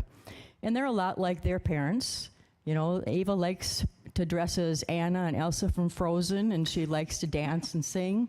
And Hunter likes to play trucks and tractors and play with his Legos. But they're different from their parents in a lot of other ways. They both have iPads, and they know how to get to videos, and they play games, and they draw, and they do mathematical things already at ages 3 and 4 on their iPads. My 9-year-old granddaughter has a gizmo gadget that's a watch, and I know where she is every minute of the day because I'm one of the 9 people that she can text and send emails to and have voice messages, and it also tells me when the battery is low. My 13-year-old grandson has an electronic keyboard in his room, and he composes music on his computer. So the question is, when these kids get to our colleges and universities, will we be ready for them? Because their world is way different already at ages 3 and 4 and 5 than ours were at that age, or my children's were. So what we're going to do, starting to talk about 2030 on May 23rd, is to gather all the people who care so much about our colleges and universities together in one spot. And I'm going to advance that for me, please, Cole. We have a broad list of stakeholders invited: legislators, business and community leaders, leaders from state agencies, higher education leaders such as yourselves, and leaders from K-12. Governor Dalrymple has agreed to give our keynote address. He's very passionate about education, and he is thrilled to be coming to talk to all of us that day. Lieutenant Governor Wrigley is going to lead a demographics panel, and Kirsten Baszler has agreed to be on that, as well as Kevin Iverson. And we're going to have a very good discussion, and also Andy Peterson. We'll have a very good discussion about where we are now in our demographics and where we're going to be going. And then Susan Heegard from Lumina is going to come talk to us about attainment. What does attainment mean for us, and what will it mean for us in the future? How does attainment help us get to the state goals of educating our students and the industry needs? And then the breakout sessions in the afternoon, these are the draft topics that we're talking about: meeting the state industry's needs, what's the impact of globalization, what does tomorrow's student look like, what would the classroom of 2030 look like, what does health and wellness play into the whole student, what do we need to be aware of in that, and how have student expectations changed now, and how will they change when we get to 2030? So after we spend that day, then we'll take all that information and put it together for you to inform your discussions on June 16th and 17th in your traditional retreat. And it'll be the beginning of a lot of important conversations with all those key stakeholders, and we're very excited about going in that direction and having that involvement. So we'll be shaping the future of higher education, and we'll be doing it together. Are you done? Is that the last Yep. you have? Last Unless thing you was, have that was questions. the short list. We would just ask you if you have inputs on topics, because she gave about 6 of them.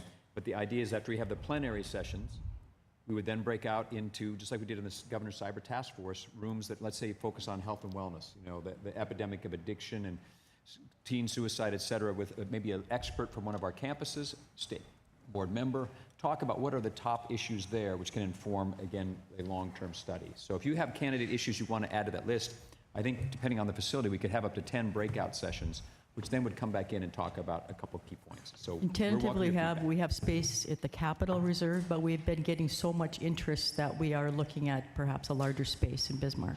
So your feedback is we'll welcome. keep you informed. We'll be sending out invitations in the next couple of weeks.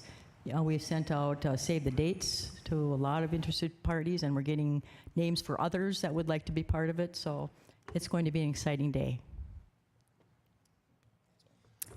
Thank you very much, Chancellor. At this point, we will move to our amended agenda, item number 16 through 22, dealing with policy.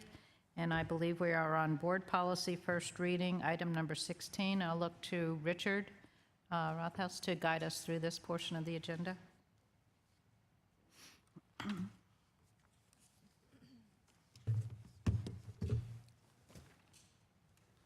Thank you, Chair Nesset, members of the board.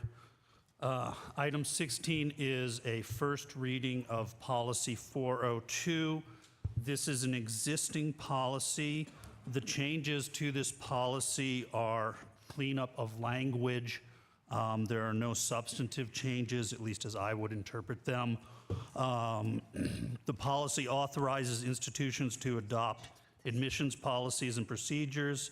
It authorizes the institutions to restrict admission for the admission of individuals who pose a threat to person or property, provided that there are clear criteria for that restriction and that there is an appeal process.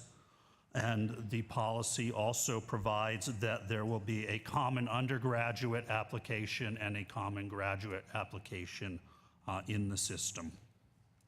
Thank you. I will ask, are you providing these, rewording, legal counsel working with you as we continue? This is a first reading for this. On these particular ones, I believe legal counsel has seen them, but I will double check that. Okay, thank you. Any comments from the board on 402? Okay, we'll move ahead. Richard? State Board Policy 402.1.1 establishes the use of standardized test scores for admissions. Again, this is an existing policy. We are cleaning it up a little bit. Most of the cleanup of the revision is language cleanup. There is one change. The revision does remove the requirement for applicants for associate degrees to take the ACT or SAT. So to be clear, currently that is required. With this new policy, it would no longer be required for applicants for associate degrees to take the ACT or SAT. The policy does, however, strongly encourage them to do so, and the institutions, of course, encourage them to do so as well. There are exemptions for standardized test requirements for admission that are continued. Students over the age of 25, we don't require them to go back and take an SAT. International students, there are exceptions for them. They have different testing mechanisms, and also transfer students. Thank you. Policy 402.1.1. Any questions from the board? First reading on this. All righty, we'll move ahead. Richard, policy 402.1.2. 402.1.2 is also mostly language cleanup. This policy establishes the use of examinations for student placement in college courses. The policy continues the authorization for the institutions to use nationally recognized placement tests. We've moved references to specific scores on specific tests out of policy into procedure.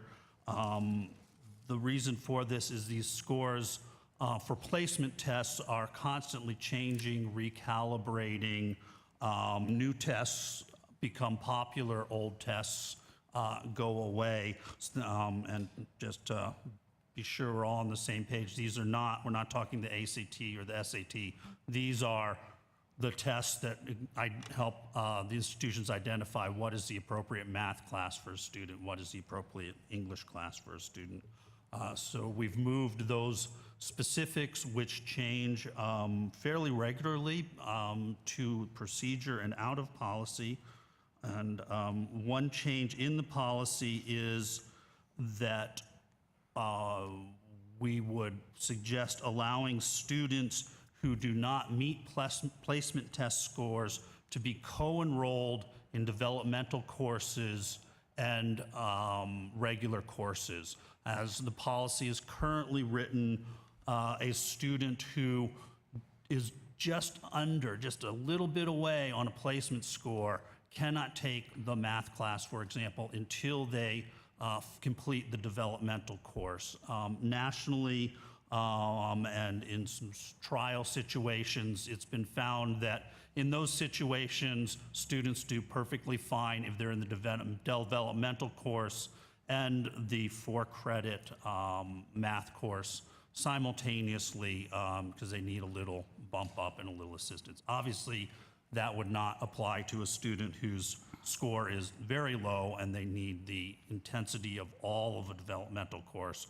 But we find that frequently with students, what they have is a gap in their knowledge. So they missed trinomial equations and they need some help getting up to speed on trinomial equations, but the other stuff they're okay on. So this allows them to move towards degree completion faster. And it's been tried out and it's actually practiced pretty regularly nationally without issues. Okay, so this is placement into college courses on each campus. Yes. Is that correct? Do we have input from the colleges and universities from their academics? Yes, we on this have. policy? We modify and adjust things fairly regularly for placement because of Goethe and Common Course numbering. Pretty much all the institutions are at the same spot on deciding what the score is to get into college algebra or the equivalents. The user groups meet fairly regularly and quite vigorously to discuss these issues. Thank you. All right, any questions from the board? Seeing none, we will move on to item number 19. Lisa, I believe you're guiding us through this? Yes, Madam Chair, members of the board.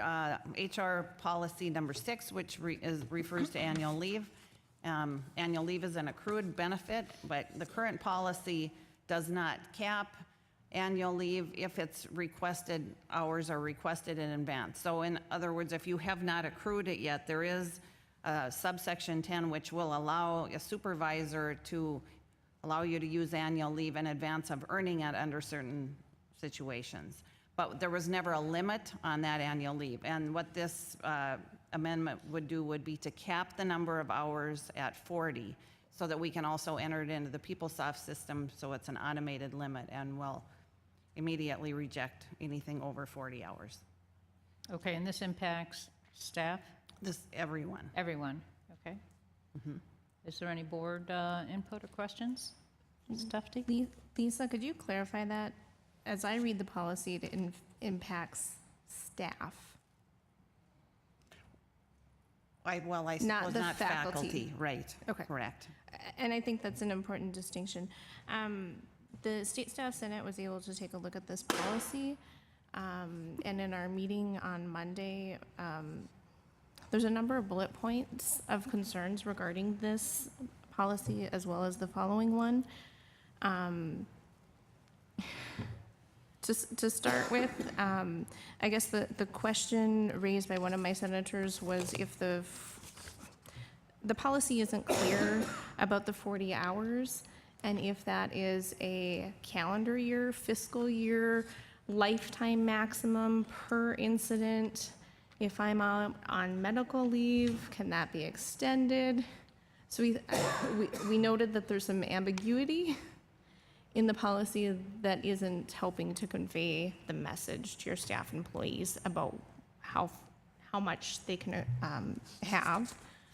On a second note, the 40 hours seems kind of arbitrary, and we were concerned about how does that mix with the other policies that govern when people take annual leave or sick leave and have that pre-approval, because it also seems that if you look at the leave without pay policy, that there's not a lot of wiggle room for people. And in my experience, when we have people coming back from long-term medical leaves, because of the auditor's recommendations that we don't just hand out all this leave without pay, people are expected to exhaust all of their vacation and sick leave. So you come back from that leave and you now aren't earning it fast enough to maybe do the follow-up appointments. And I'm concerned that we don't have flexibility in any of these policies to help somebody in that circumstance. Well, I think that it says in the policies that there is still the ability for the supervisor to, it doesn't say override, but there's still discretion. However, this sets we're able to set it in the software so it automatically limits it, and then there would have to be a cognizant override of that piece. But right now, there's no limit, so we have instances of people accumulating hundreds of hours that they would end up owing the system were they to leave. I mean, they would actually owe money back. We don't want them to be in that position. And so I think we can take your concerns back and look at them for the second reading, certainly.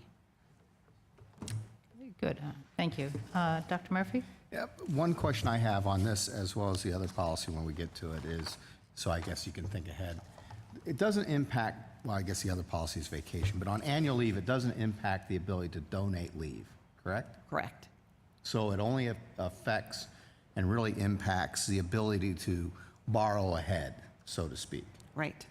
Do you know of how big of an issue has this been in the system, and have we had some major issues with individuals borrowing tremendous amounts? Yes. And oftentimes I'd imagine it ends up being written off. I don't know I don't have the answer to that. I would suspect that. I mean, I can find out. Okay. I didn't ask. I mean, because, I share a concern with our staff as far as where was the arbitrary 40 hours? Is that consistent with other state policies and other state agencies? If it is, Yes. you know, then that's one thing. So 40 hours is consistent with other agencies? Okay, Yes. great, thank you. All right, thank you. HR 7. And so HR 7 is just the sick leave version of the same thing. It's just capping the advanced sick leave at 40 hours. Okay, thank you. Any questions from the board on this? Okay, hearing none, I would think that we need a motion to approve the first reading of policies, items 16 through 20. So moved. Thank you. Second? Second. Christie? Dr. Melliker? Yes. Mr. Morton? Yes. Mr. Johnson? Yes. Mr. Ness? Yes. Mr. Hacker? Yes. Mr. Steeman? Yes. Board Chair Nesset? Yes. At this point, we'll move on to item number 21, second reading, board policy second readings, reading of HR 13. Lisa? HR 13 is the employment of relatives policy, and the changes were just to align this policy with North Dakota Century Code. So I think that you have them in your packet. I won't read them off in the interest of time. Okay, any questions? This is the second reading. Okay, item number 22, second reading policy 402.1. 402.1 is the policy that authorizes institutions to admit students to certificate, diploma, or associate degree programs. Most of the revisions are language cleanup. I note that the policy requires students admitted to have a high school diploma or equivalency exam. We have dropped the language GED because there are now other high school equivalency exams out there. Please don't ask me what they are. We also have removed some legacy language in there that did allow admission to technical programs for students who had not completed a high school diploma. That language is no longer needed and can be removed from the policy. Thank you. Okay, second reading policy 402.1. Are there any questions from the board? Seeing none, we would look for a motion to approve second reading, which would bring these policies into board policy. So moved. Thank you. Mr. Ness, second. Second. Dr. Melliker, Christie? Mr. Steeman? Yes. Dr. Melliker? Yes. Mr. Morton? Yes. Mr. Hacker? Yes. Mr. Johnson? Yes. Mr. Ness? Yes. Board Chair Nesset? Yes. Item number 7. Board business, approve the State Board of Higher Education meeting changes. Who would like to? Chancellor Hagerott? We've been talking about those as just a formality. This moved our meeting from the 26th of May to the 23rd, 24th. We'll be envisioning, and then the retreat moved earlier, again, to accommodate the importance of the budget this cycle around. Otherwise, we've been meeting after the fact. So just Thank you. Okay, information. Item number 8, approve, oh, excuse me. Oh, we take a motion, a move to approve the meeting changes as presented. May I have a motion? So moved. Thank you. Second? Thank you. Christie? Mr. Hacker? Yes. Mr. Ness? Yes. Mr. Steeman? Yes. Mr. Morton? Yes. Mr. Johnson? Yes. Dr. Melliker? Board Chair Nesset? Yes. Item number 8, approve honorary degrees. Richard Rothhaus, please.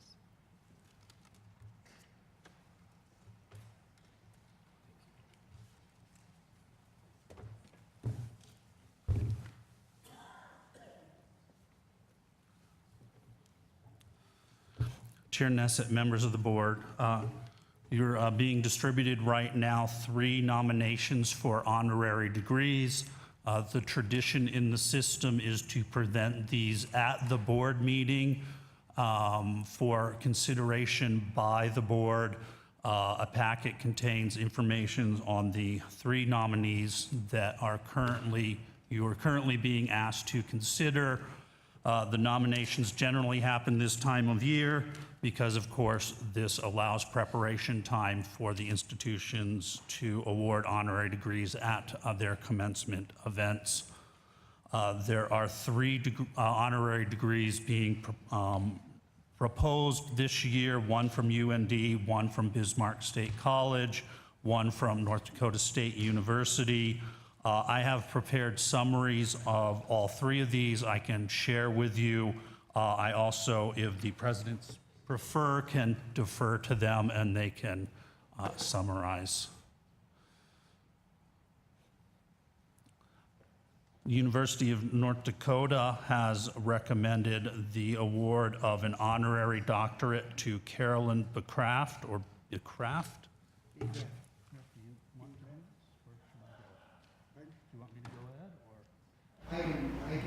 Everybody's been distributing the information. I can tell you that Carolyn Becraft, having been great in public service to the United States of America, serving as Assistant Secretary of the Navy, serving this university tremendously well, serving on various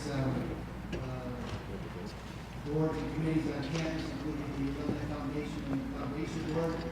I served with her on the Foundation Board, and I can tell you, if anybody has the credentials and the service to this university to approve a doctorate, honorary doctorate degree for Carolyn Becraft, she's the one.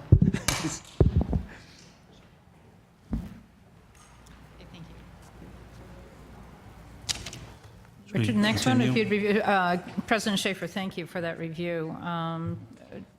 Mr. Rothaus, the next one? The second recommendation is from Bismarck State College. Where do you wish me to?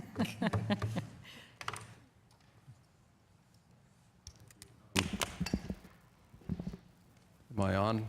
Okay, thank you very much. It says it all here. General Sprincenatic has been an incredible leader in our state and an incredible supporter of Bismarck State College, and we've collaborated on a number of programs with him, and he was the Adjutant General for the state of North Dakota, and he is going to be our commencement speaker this year, and we would like to give him an honorary degree at that time. Excellent. Thank you very much, Dr. Scogan.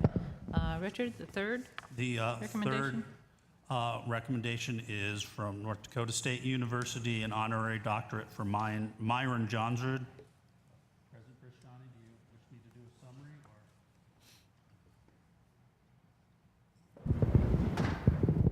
summary? I don't know that there's a whole lot to add. The best summary is probably provided on the October 23rd, 2015 letter of nomination to me.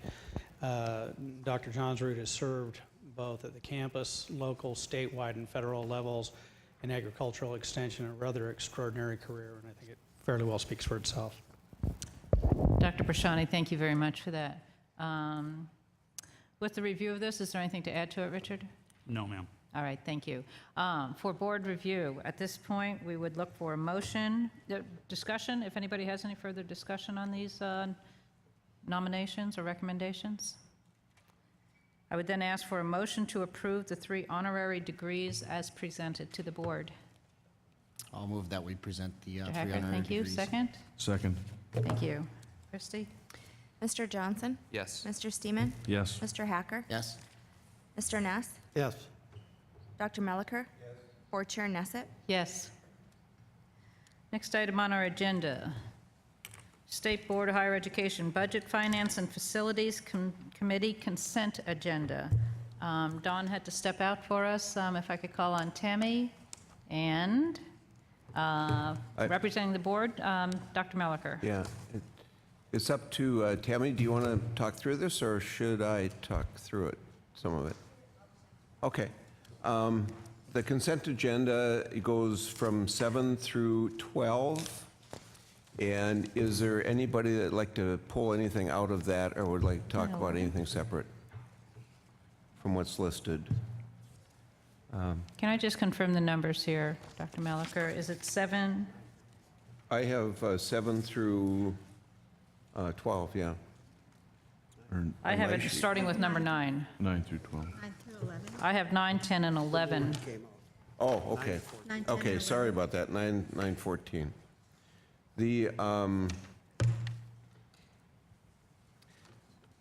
basis of it is Bismarck State College roof replacement project at an estimated cost of $395,000 Okay. to be funded from the one-time deferred maintenance allocation.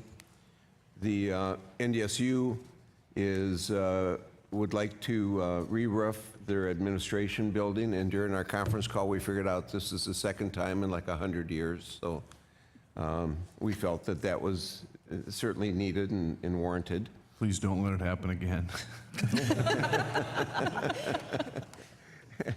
And let me wait on the annual budget guidelines. How does that sound, Tammy? And we can talk about those in a second.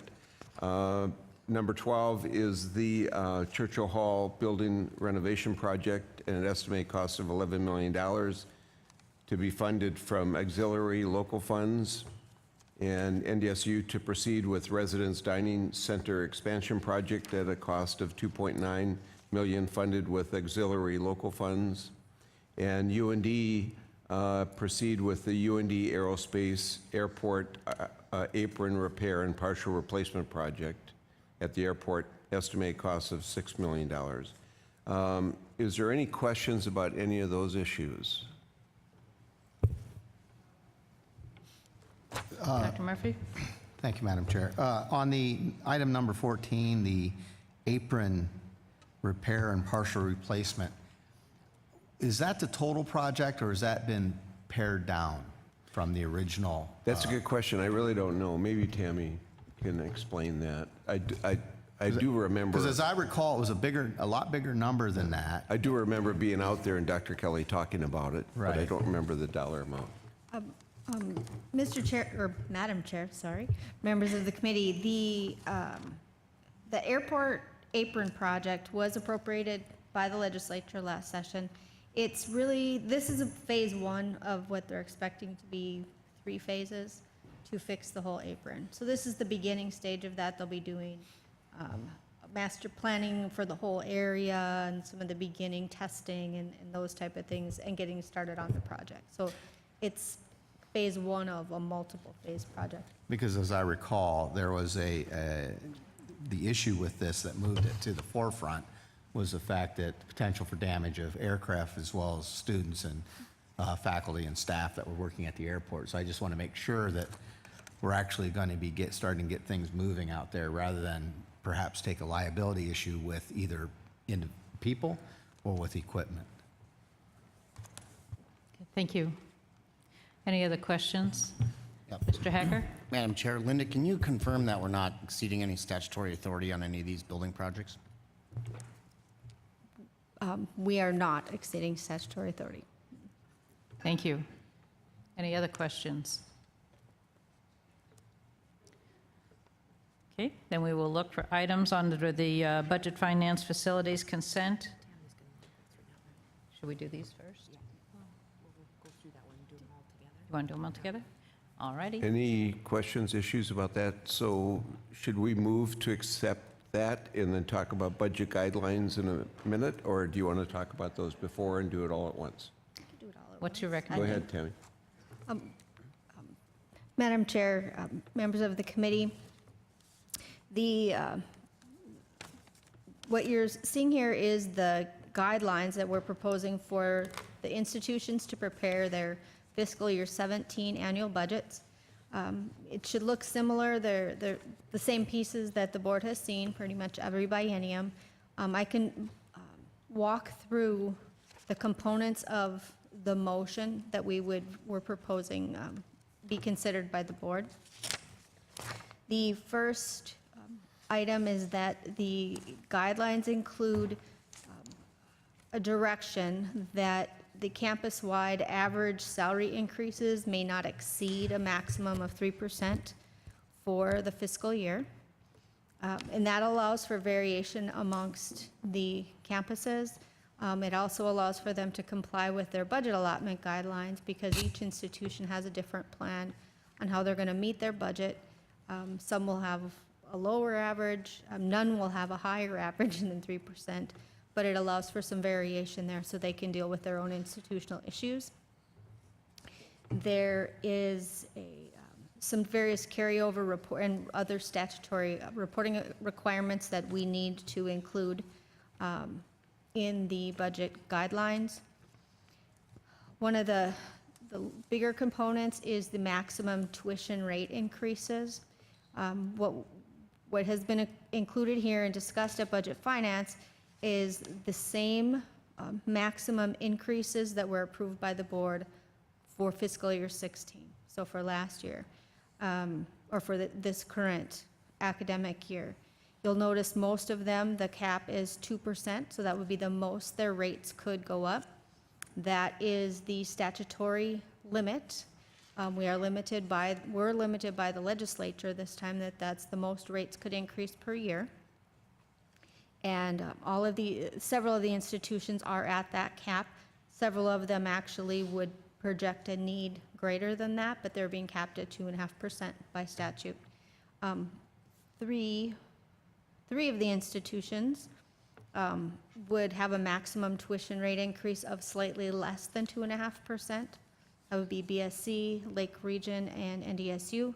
And that's because that is the amount that they've calculated is necessary to cover the student share of the cost increases. And this was discussed at length last year during the fiscal year. So it only covers that student share. There's no collecting of any unfunded state share or anything like that. It's just the student share. So they wouldn't need as much to cover that, so they're requesting increases slightly less than 2.5%. The medical school was not capped by the legislature. They have a maximum increase in this guideline of 3%. That's why theirs can be a slightly ahead or higher because it wasn't capped.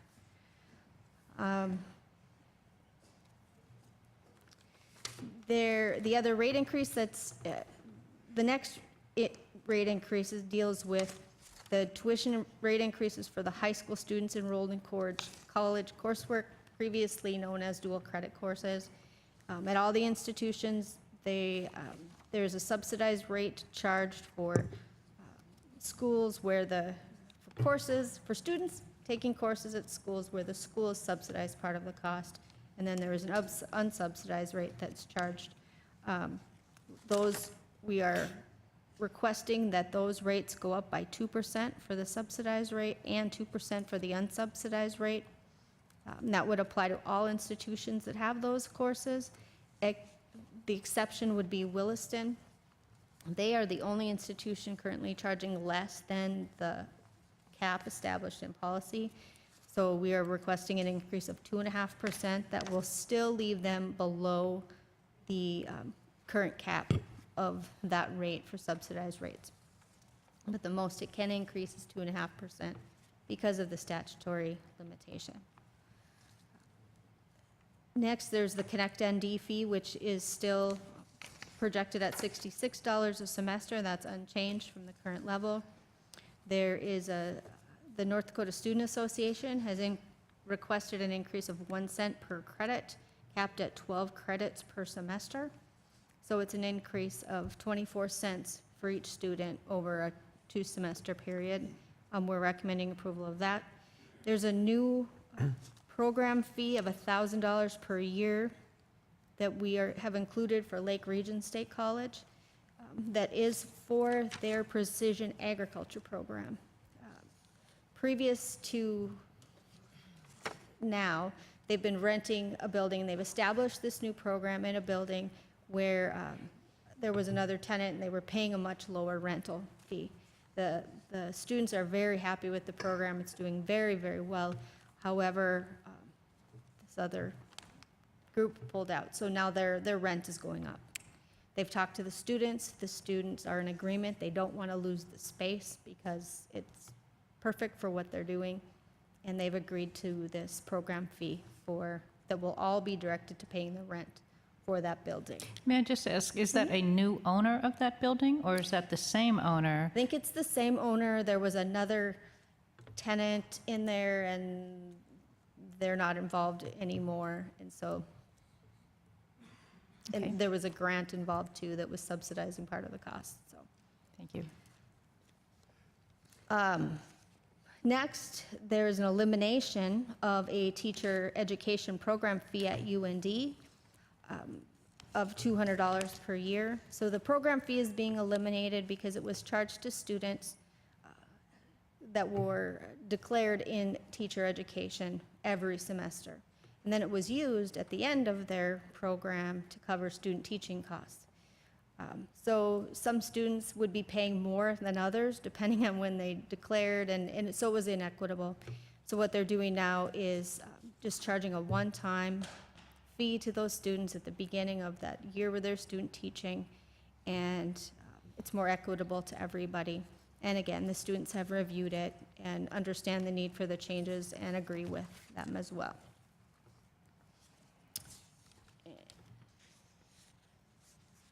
And the last item in the motion that we would need would be to provide the chancellor authority to approve the annual budgets as long as they come in accordance with the guidelines that the board would be establishing.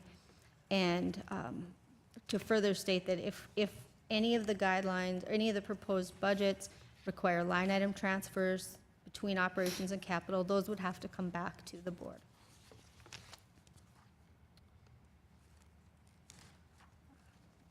And those would be the items that the board would be approving today for the annual budget guidelines.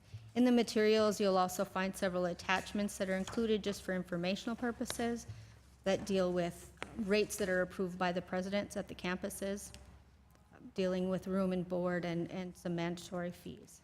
So I won't go through those in the, for time's sake, unless you have any questions on those attachments. Okay. And campus budgets are due? The campus budgets are due into the office. I cannot recall, to be quite honest. June 10th, is that? June, yeah, it's in June 10th. And this is the annual budget process. We'll also be starting the biennial budget process, which is separate from this, but yet, of course, related. And those will be due later on in the summer. Okay. All right, that's a review of the annual budget guidelines. Are there any questions from the board?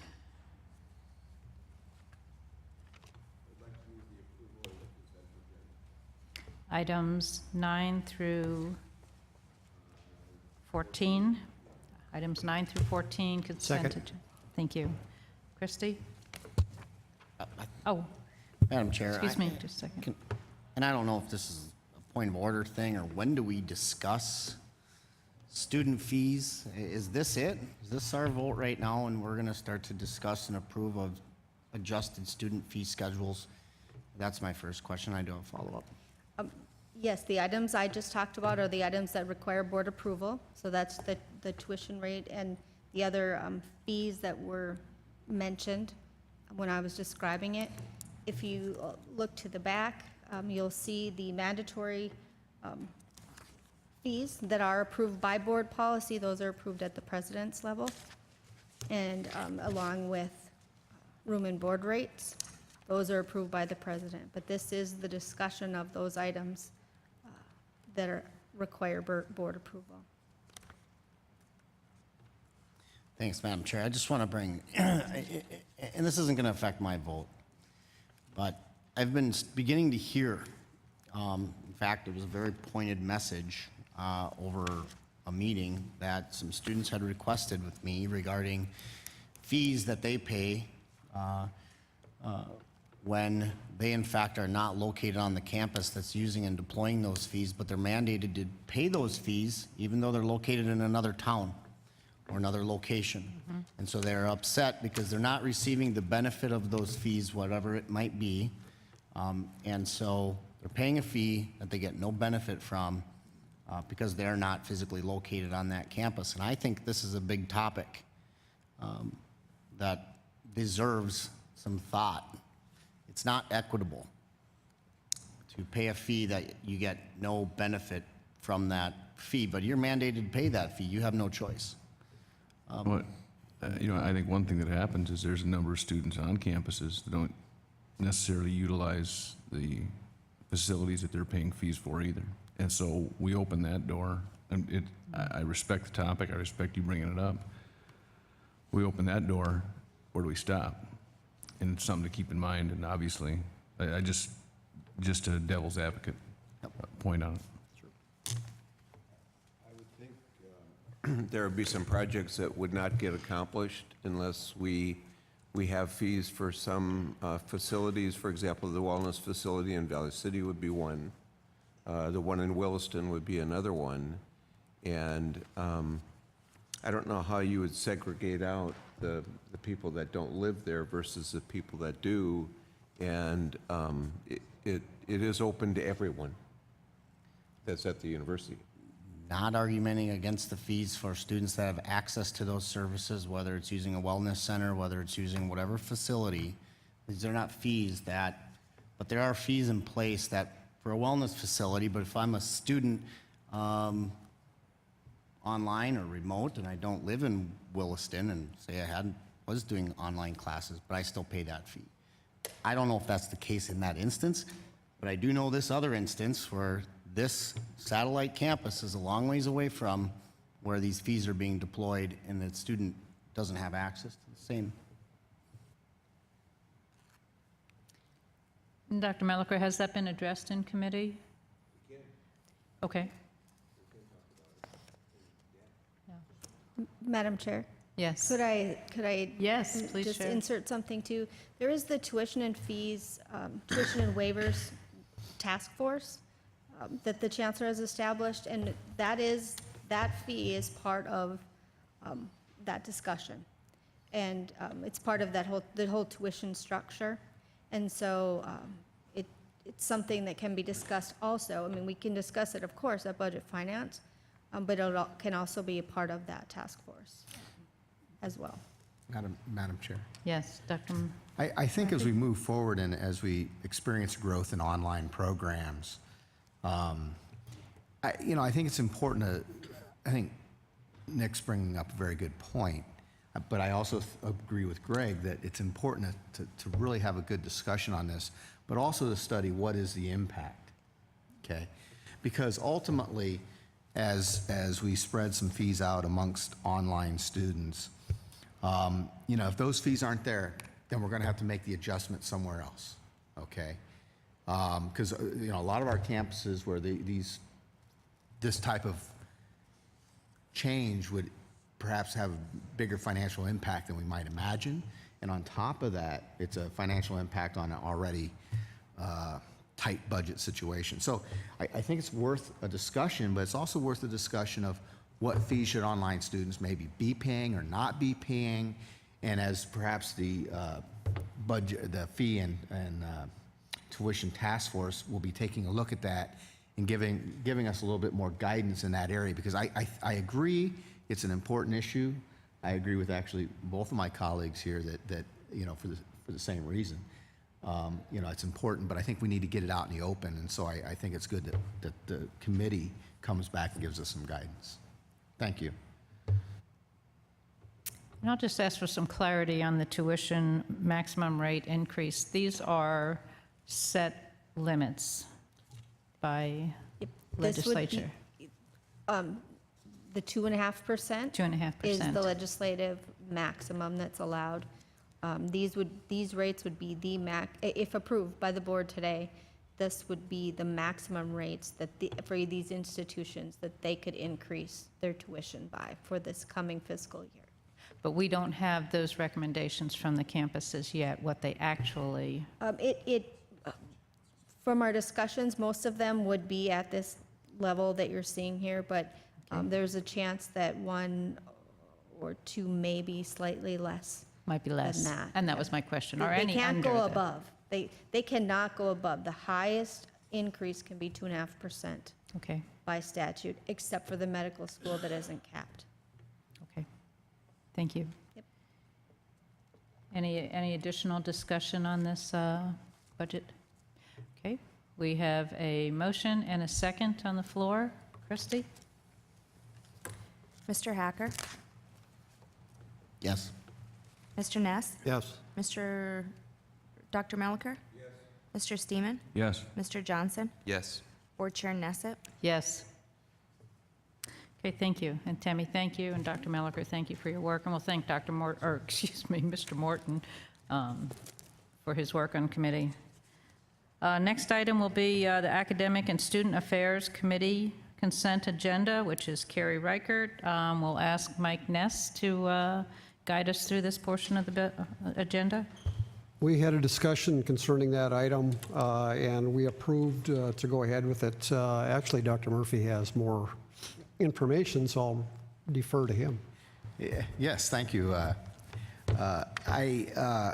This is an older degree. It's not, there's been a great fall off in students. And the reality is now in the medical laboratory sciences program or department within that degree program, this has been incorporated. And so it's archaic, it's antiquated, and to stay up with the current market force, it would be ideal to go ahead and remove this program. I actually had a discussion amongst some medical laboratory science students regarding this just recently after our board or after our committee meeting, and they concurred wholeheartedly that it's antiquated and it's time to move on. And so I think, speaking for the committee, we supported this proposed deletion. All right, thank you very much, Mr. Ness. Any questions regarding this report? I believe we need a motion to approve. I would make a motion to approve. Thank you. Second? I'll second. Thank you, Brett. Christie? Mr. Hacker? Yes. Mr. Johnson? Yes. Mr. Steeman? Yes. Mr. Ness? Yes. Dr. Melicher? Yes. Board Chair Nesset? Yes. Okay, the next item added to our agenda was the Audit Committee. I chair the Audit Committee, work along with Dr. Melicher and Mr. Steeman. We did meet recently. We had audit report from the State Auditor's Office on, I believe it was 6 of the colleges.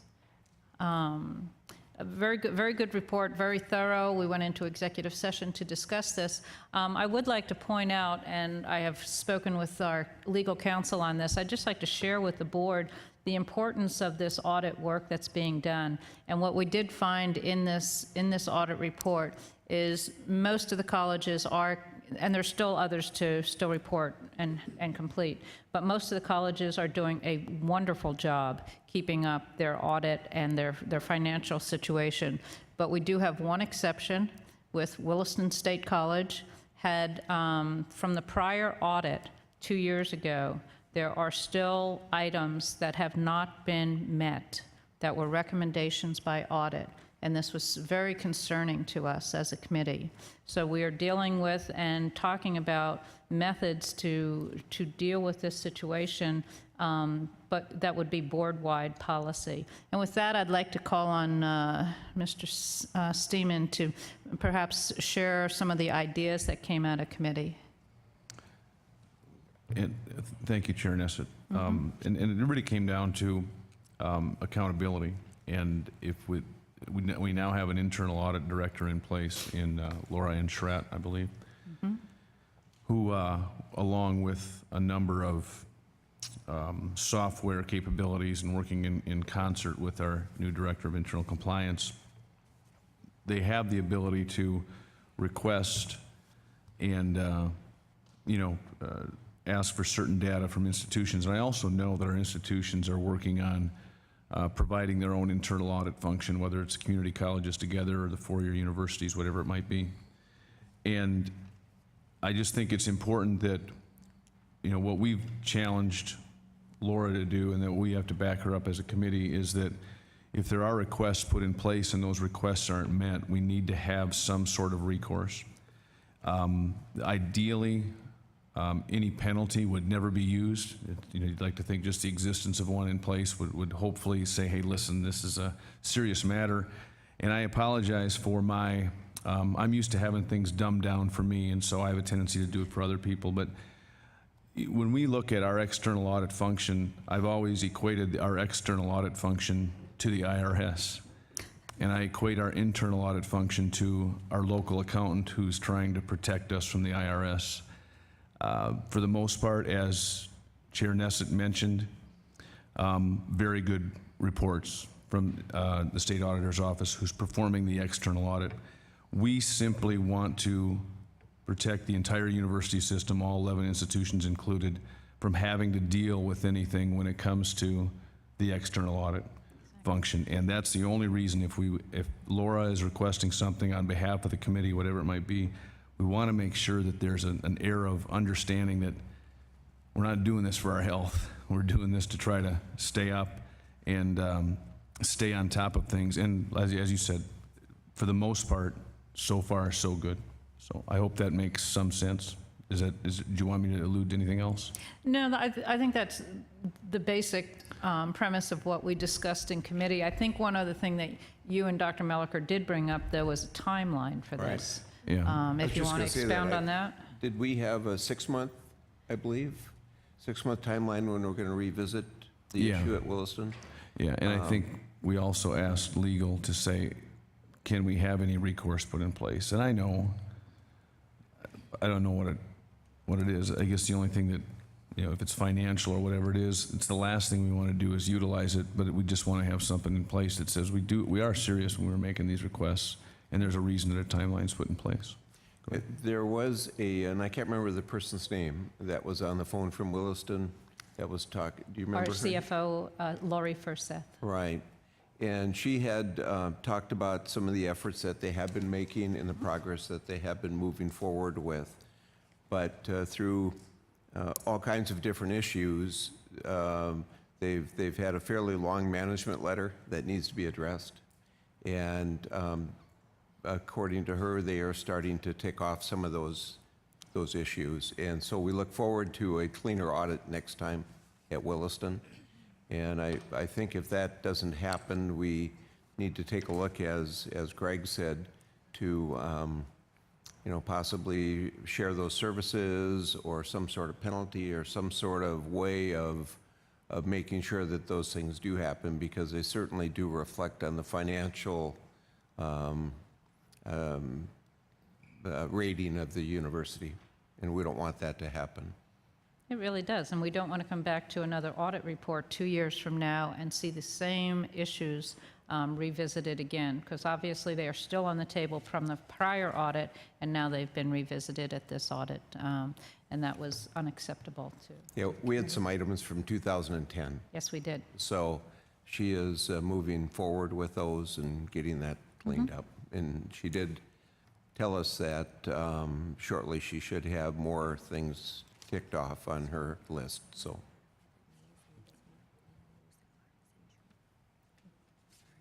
Right, thank you. And there is no action from Audit Committee. This was an information portion for you.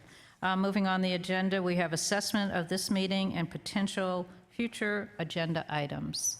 If anyone has any input from the board on the meeting that took place here today.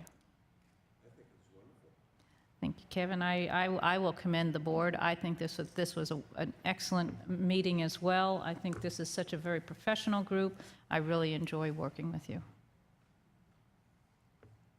We'll move ahead. At this point, we're open to public comment. If there's anyone who would like to come forward and share any public issues.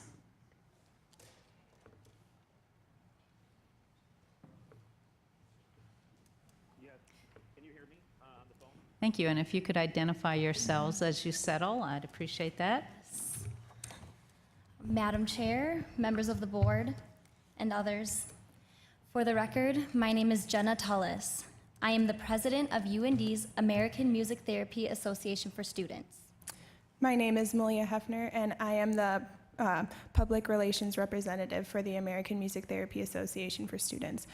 Madam Chair, we have copies of our statement for today that we would like to pass out to the board for reference. May we do that at this time? Thank you.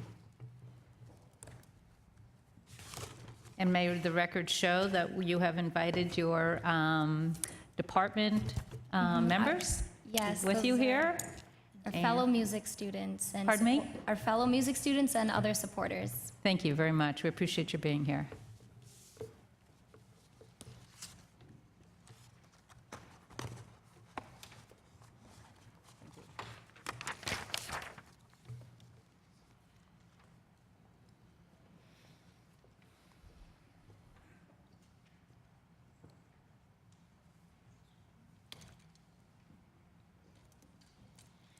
This past week, we were informed that UND administration is planning to suspend the UND music therapy program as part of the institution-wide budget reduction process. We believe this decision was based on incomplete information, and we urge you, the state board members, knowing how strongly you value student success and the student experience, to ask the UND administration to reconsider this decision prior to the April 15th deadline. We, the students of UND Music, believe that the music therapy program should not be suspended because it is fiscally viable, with 48 current music therapy majors representing 30% of UND's music department's total enrollment, and brings in a minimum of $300,000 of tuition and fees to the university annually. It has been designated as a top priority by the UND Music Department, as well as 2 external consultants. Furthermore, it was not submitted by the Music Department for possible suspension. It has a history of attracting and retaining excellent qualified faculty. In reflection of this, UND Music Therapy graduates maintain a 100% pass rate on the board certification exam and enjoy a 100% employment rate after graduation. It is crucial to UND's music department's recruiting efforts, in particular, out-of-state and Canadian students. It is the only program, music therapy program offered in North Dakota, South Dakota, Montana, and the closest public university option for Minnesota residents. Over 50% of the music therapy program is made up of out-of-state students. North Dakota is a leader in the field of music therapy, and 80% of the music therapists in North Dakota received their training at UND. Suspending the music therapy program at UND would eventually cease the growth of the music therapists serving the state, thus putting North Dakota behind the rest of the nation in a rapidly developing profession. UND music therapy students provide over $136,000 of in-kind services to patients in a wide variety of healthcare settings in the greater Grand Forks region each academic year. We respectfully ask the UND administration and the board to please revisit this decision, as we believe it would have a detrimental and long-lasting effect on the UND Music Department, the University of North Dakota, the community of Grand Forks, and the state of North Dakota. Thank you. We would be happy to stay after to answer any questions you may have. We also have some handouts if you'd like any more information about the information that I just gave you. Thank you. Thank you very much. Very well said. Are there any questions from the board? Dr. Murphy. So, could you go a little bit just for the board to appreciate what music therapy is? Could you just describe a tish, what this is, and how it may fit into the overall scope of healthcare, providing preparation for healthcare providers sort of across multiple types of disciplines, whether it's nursing or school of medicine or music therapy or speech therapy? Where does music therapy fit into providing a unique healthcare provider to the state and the region? Certainly. Well, to start off, as a broad definition of music therapy is the research-based healthcare profession that uses music as a tool to achieve therapeutic goals.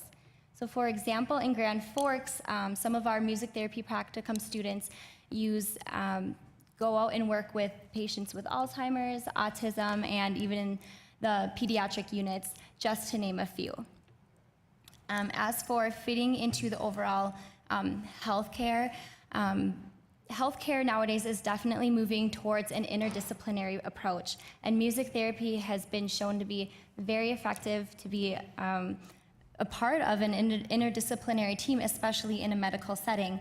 Now, Altru has just opened, has just hired its very first music therapist very recently, and that puts us as the first hospital in the state of North Dakota to have a music therapist. So really that's something that we can be very proud of here in Grand Forks, that really just puts us kind of on the leading edge of music therapy in the state of North Dakota. Well, thank you. I think I'll follow up with a question, because in your materials here, which I think is very impressive, and enjoy a 100% employment rate after graduation. What is a typical job a music therapy student would obtain? What would be the employment? There are a variety of jobs that a music therapist could have. Music therapists, even just here in Grand Forks, are employed at Valley Memorial Homes, if I'm not mistaken. Yes, Valley Memorial Homes, as well as Altru. We were actually, UND graduates sort of created those jobs. They were the first ones to have jobs such as that, being a music therapist at those different facilities. Music therapists can also work in schools with kids with disabilities, or just different learning environments. It's a different way to approach learning, and it's very beneficial. Music therapists can, like I said before, work in hospitals. There's really just a vast variety of placements that music therapists can work in. Even just our practicum students work with the School for the Blind. We work in Altru. We work at a multitude of assisted living homes, as well as with children in the teaching and learning, right? Teaching and learning, yes. Okay, thank you. And how many years has this program been in a discipline here at UND? This will be our 16th year. We just celebrated our 15th anniversary last fall. So. And it is a discipline? Yes, a healthcare discipline, yes. Okay. Thank you. Any additional questions? Dr. Malacher? A question on how it was decided that the program would be suspended. Did it come through the music department as part of their recommendations? Did it come through, how did that happen? When the music department set its priorities, music therapy was, if not one of the top priority.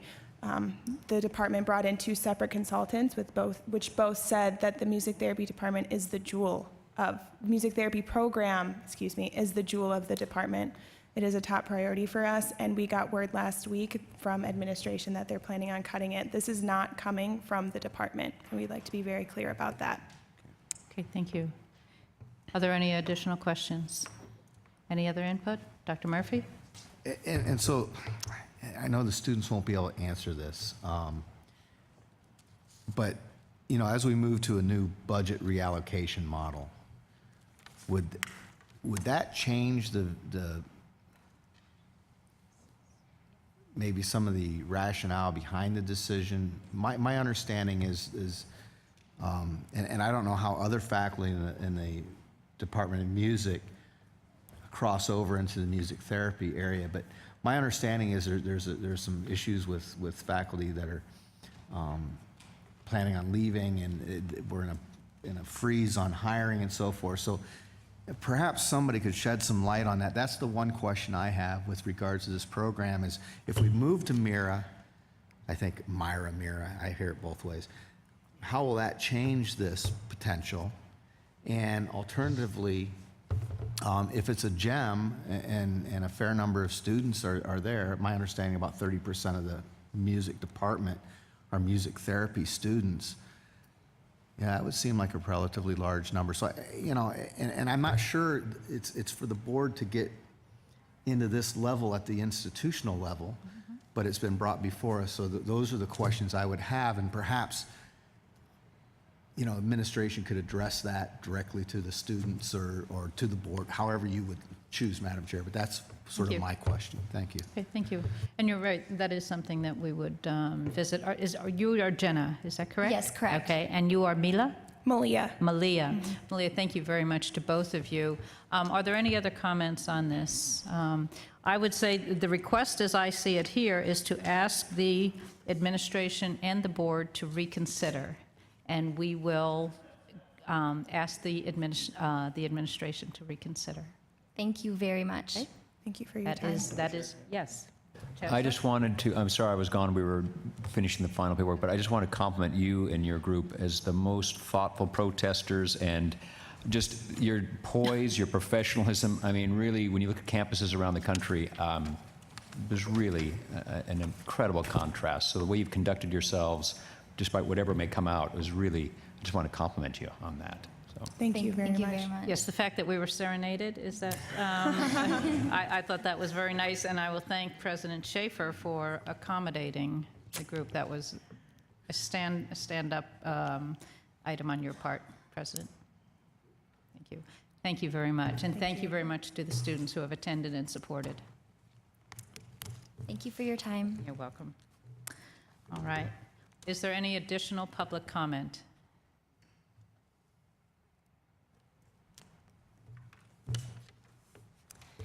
Thank you, Madam Chairwoman and Chancellor Hagerott and members of the board. I actually may be able to answer some of those questions that you have, Dr. Murphy. My name is Dr. Megan Masco. I am a board-certified music therapist, and I am the proud holder of North Dakota Music Therapy License number 2012-01, the first music therapy license ever issued in the United States of America. I am the music therapist appointed by Governor Dalrymple to serve on the North Dakota Board of Integrative Healthcare, and I come to you today as a representative of that board to your board. North Dakota was the first state in the nation to establish consumer protections for some of its most vulnerable citizens by requiring licensure for music therapists practicing in the state. Senate Bill 2271, which created the Board of Integrative Healthcare and established licensure for music therapists in North Dakota, enjoyed rather unique, widespread bipartisan support in the state legislature in both the Senate and the House. The final bills passed with 80 yeas in the House and with unanimous support in the Senate. What is interesting about this particular legislation is that at the time, the state only had 4 board-certified music therapists who worked here, and 2 of them were employed as faculty at the University of North Dakota. Music therapy licensure and the Board of Integrative Healthcare were officially added to the North Dakota Century Code in 2013. Part of the success of the subsequent laws, NDCC 43-57-03 and 43-59-03, has been the thriving and vibrant music therapy program at UND. In the past 3 years since official enactment of the licensure law, we've seen tremendous development in the field of music therapy in North Dakota. We've grown from 4 professionals to 15, and from 2 employers, one being the university, to 5 organizations employing multiple therapists. These organizations still include the University of North Dakota, Music Therapy in Motion, a large private practice employing 6 music therapists across the state, including in some of our most rural areas, Valley Memorial Homes here in Grand Forks, and All True Health Systems. Of the 15 music therapists in North Dakota, only 3 of us, me included, I'm an Iowa native, were trained outside of the state. In essence, the UND Music Therapy Program acts as a feeder to licensure in the state. The Board of Integrative Healthcare's concern, and my reason for being sent here today, is that without the music therapy program at UND, as you heard, the only music therapy program between Minneapolis and Seattle, there will not be enough music therapists to meet patient and client needs. There will not be enough music therapists to maintain the quality of professionals in the state and to achieve licensure goals which were set out in testimony for the Board of Integrative Healthcare. Ultimately, we could lose our licensure in this state if the UND program is suspended. And if that happens, it will be the most vulnerable citizens of our state who will suffer. On behalf of Dr. Leslie Link, the president of the Board of Integrative Healthcare, myself and my fellow board members, I thank you for your time, and I ask you that you please reconsider the suspension of the music therapy program at UND on behalf of the citizens of the state of North Dakota that we serve. Thank you. Very well said. Are there any questions? Dr. Mashko? Dr. Masco. Dr. Masco. Are there any questions for Dr. Masco on the board? And you can ask me the questions you asked the students, too. Pardon me? I said you can ask me the questions you asked the students, Okay, too, if then you my need further question- clarification. Okay. My question to the students was, what is a position, a job with 100% placement of students? What is the position that are being filled? So the positions vary based on your clinical specialty. And our undergraduate curriculum, we are unique in the healthcare field in that we are one of the only healthcare professionals that is a bachelor's level entry for the profession. So unlike speech language pathology, occupational therapy, physical therapy, those types of things, it depends on your clinical specialty. Your undergraduate education gives you a wide variety of experiences, and then you have a 6-month clinical internship after the completion of your classwork. And that's typically where students choose their clinical specialty. So, for instance, my clinical specialty, I actually worked at the Iowa Juvenile Home and the State Training School for Girls. So I spent a year, I was a married mom at the time and going back to school. So I did what's called a university-affiliated internship, and I worked at a state juvenile detention facility for a year. And we did things like, I had a show choir in a maximum security facility. You have not lived until you've taught show choir in a maximum security facility. But we work on things like group processing. What are the things that you all learned in band? What are the things that you learned in choir? Those are the same things that we teach people through music therapy. So we work on, at the prison, we worked on things like compliance with behavior plans.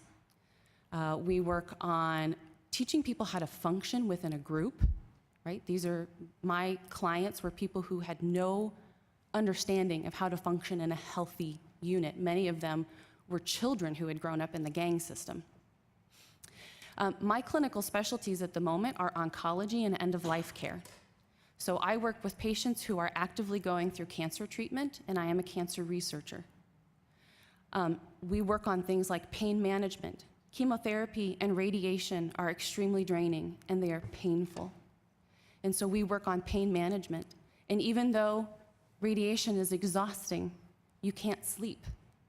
And so we help people practice things like music-assisted relaxation so that they can sleep at night and their bodies can actually start to heal. We work with techniques to help people manage their nausea. And part of those music-assisted relaxation techniques have actually been shown to help people's medication regimens work better so that patients don't need as many narcotics. They don't need as many anti-nausea medications. And those medications have side effects. And so the fewer medications they need to take, the fewer side effects they endure, and the healthier they can actually be. So depending on your clinical specialty, it's going to be very different. My colleague works at the North Dakota School for the Blind. She is a Braille music specialist, and she uses music actually to teach children who are learning how to live with their limited vision, how to function in various areas. How do they locate sounds? How do they learn how to use their other senses to help them get around? That's sort of the beauty of music therapy.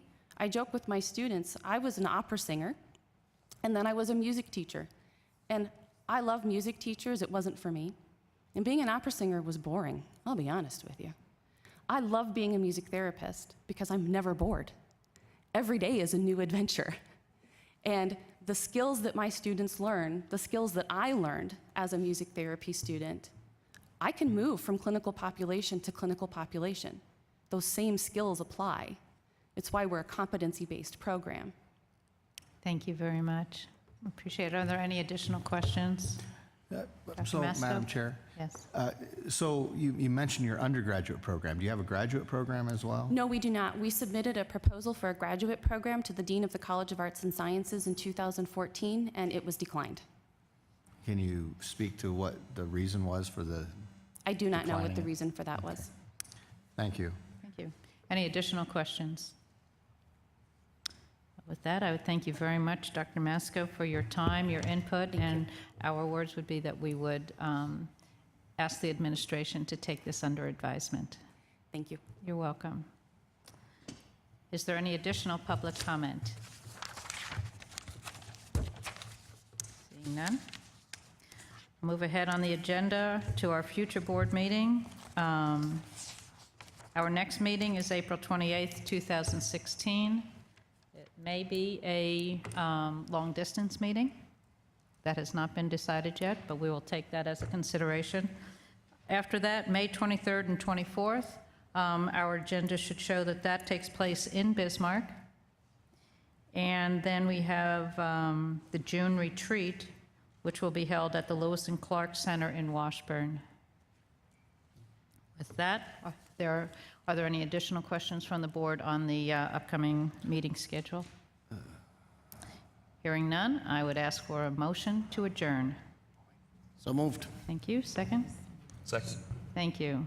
Meeting stands adjourned.